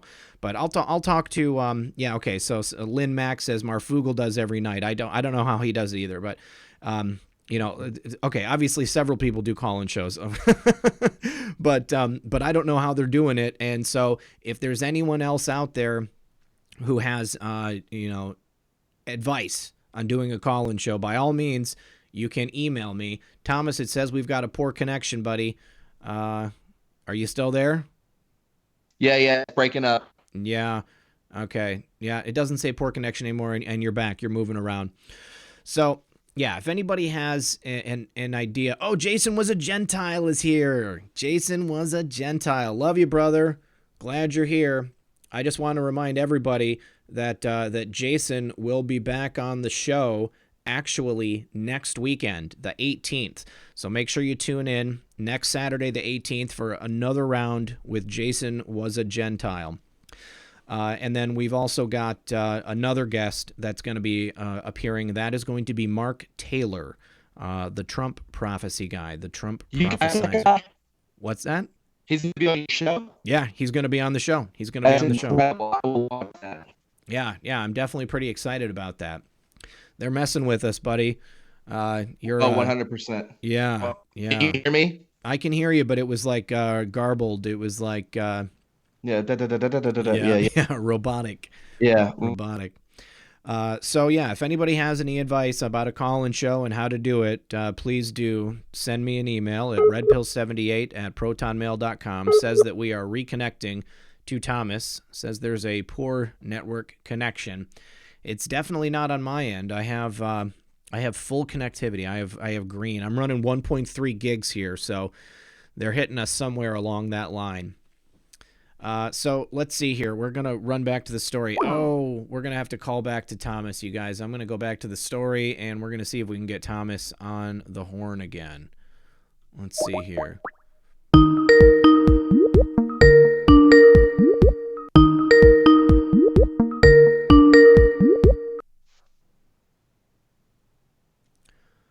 Tru Reporting. Can you hear me? Yes, I can hear you. Okay. I only have myself on the video. Your video's not coming through. Dang it, guys. They're taking us out. Too many keywords. Yeah. They've only got me on the video. All right. Well, did you hit the video? Not even there. You guys. Oh, looks like Space Shot's in the house. Space Shot 76, my brother from another mother. Glad you're here, Space Shot. We need to do another show with you, buddy. Need to get back on here. I would love to do that again. Love it when you're on the program. Mark Taylor will be on next Saturday, you guys. Mark Taylor will be here next Saturday. So while we're waiting for the connection to reestablish with my brother Thomas, we're going to talk about the fact that the State Department, the FBI, everyone lied to the FISA court. This was a fraud on the FISA court. So this was this information was through a FOIA request, and it was the Hill that requested it. So this information that was included in the material submitted to the FBI was aware of the fact that Steele was an unreliable witness and that he had been leaking to the media. They're asking Pompeo to disclose when the State Department informed the FBI about Steele's dossier or the meeting with Kvelik. The Bureau obtained its first surveillance warrant against Carter Page on October 21st, 2016, 10 days after that meeting. And they sent a letter to Pompeo on Friday. They asked for all communications between Steele and State Department employees, as well as between State Department employees and any Justice Department employees regarding Christopher Steele. He's also asking Pompeo to make Kvelik available for an interview. Now, Victoria Newland, a name we've heard previously, she served as Kvelik's boss at the Bureau of European and Eurasian Affairs. She was the government official who approved an FBI agent in Rome meeting with Steele in early July 2016. Jonathan Weiner, who then served as special envoy to Libya, also met with Steele in the summer of 2016, and the pair had known each other since 2009. And Steele shared more than 100 of his private intelligence reports with Weiner over the years. Weiner, who shared those reports with others at the State Department, appears to have set up the meeting with Kvelik, and he is mentioned throughout Kvelik's notes. Let's see here. Got that on the screen. We're still trying to get that call back, guys. I don't know what's going on. I'm just going to hang up for right now, and we're going to try that again in just a second. So Weiner was also a source for at least 2 news articles written by reporters who received information from Steele. Michael Isikoff and David Korn revealed that in a book. They co-authored that Weiner was a background source for the stories they wrote.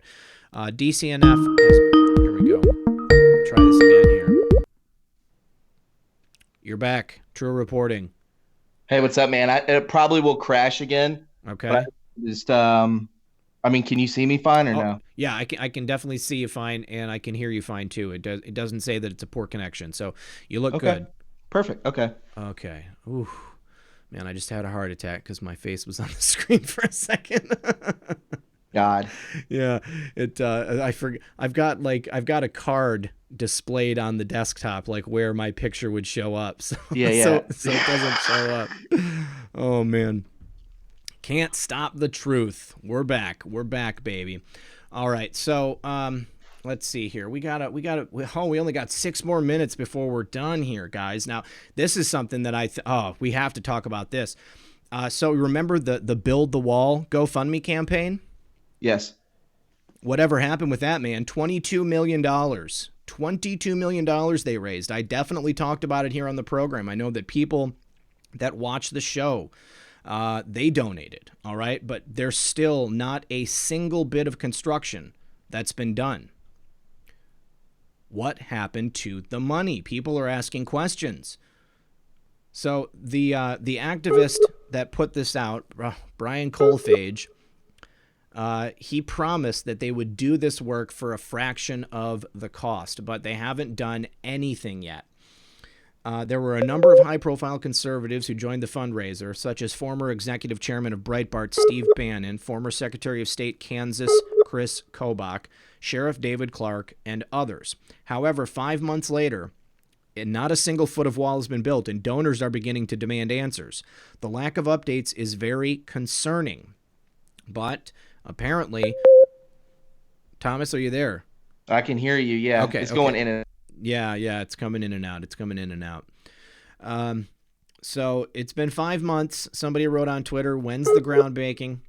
And after blowing past self-established deadlines, it's still not clear when or where the wall will be built. Colfage told Politico in February that his group wanted to break ground on May 1st, June 1st at the latest. Now, in an exchange with the Daily Caller News Foundation in March, Colfage said they would break ground next month on our first section of the border wall. Now, but then he was asked when construction would take place, and he simply listed off some southern border states. Since the publication of this article, Colfage has still not revealed when or where the construction will begin. There is no update because we are remaining silent for a good reason. You will all have to be present very soon. Remember, powerful people want to stop our progress. So to not tip anyone off, we are radio silent. What do you guys think about that? I know that lots of my viewers donated to that project. And are you guys worried about the fact that there's been no building of the wall yet? No building of the wall yet. What do you guys think about that?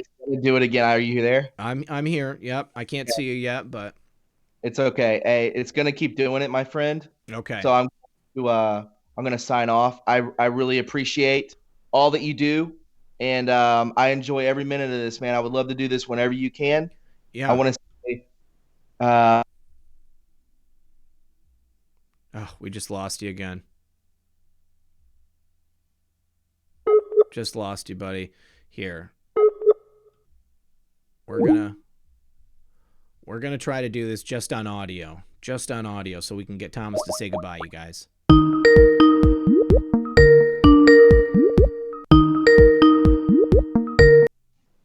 Are you there? I'm here, Thomas. We just got you on audio, buddy. So go ahead and give us your send off. Yes. So the send off is, you can follow me on Twitter at Tru Reporting. I have a YouTube channel, Tru Reporting. You can find it on there on YouTube. Like I said, you can donate to my channel to keep it afloat by going to my PayPal or Patreon. I do a call-in show as many times as I can a week. But let's just just pray for me in the channel, because I am under it's do or die in the next couple days with this censorship of demonetization. Guys, Red Pill, thank you so much, man. This has been a lot of fun. I promise you that. Man, I love having you on the show, Thomas. You are welcome anytime. We were talking about this the other day. I'd like to have you on at least once a month, twice a month. Anytime I have a guest fall through, dude, you are totally welcome to come on the show. And I did have someone ask in the chat, why does Red Pill hide his identity and he makes his guests be public? Well, first I want to say that nobody has to be public on any program. It's a personal option for people to be a public face. The only people who are public on my show are people who want to have their faces out there. For anybody who doesn't do this work, you can't possibly understand the stress that comes along with it. You're always working, and you are never having a day off. And, I don't think it's too much to ask for anyone who wants to remain anonymous but still bring this information to the masses. I think that's going to be it for us, guys. Don't forget that you can reach Thomas at Tru Reporting on Twitter. You can go to Thomas's Patreon at Tru Reporting. You can find me on Patreon at RedPill78. You can also find me paypal.me/RedPill78. I'm on the Cash App. And you can always send a super chat. So thank you to everybody who donated tonight. I really appreciate that. It's a lot of work to bring this information to you, and it's free. It'll always be free. So for the people who donate, it means a lot. You can also follow me on Twitter at RedPill78. You can reach me if you have tips on stories. RedPill78 at protonmail.com. Please do, if you send something over, do give me a summary of what you're sending over and why. That helps me in filtering stuff out. If anybody wants to send me a message on Twitter, the same. You're always welcome to. I may not be able to answer, but I do my best to read every single message. Always keep praying for the people who are doing this work. All of my guests, everyone who is out there, the president, people in the administration. Thank you so much, everyone, for joining us. As always, this has been Red Pill 78. I am the corruption detector, and this was your Red Pill News for Saturday Night Livestream. Good luck, everyone, and God bless. And happy Mother's Day. Love you, Mom.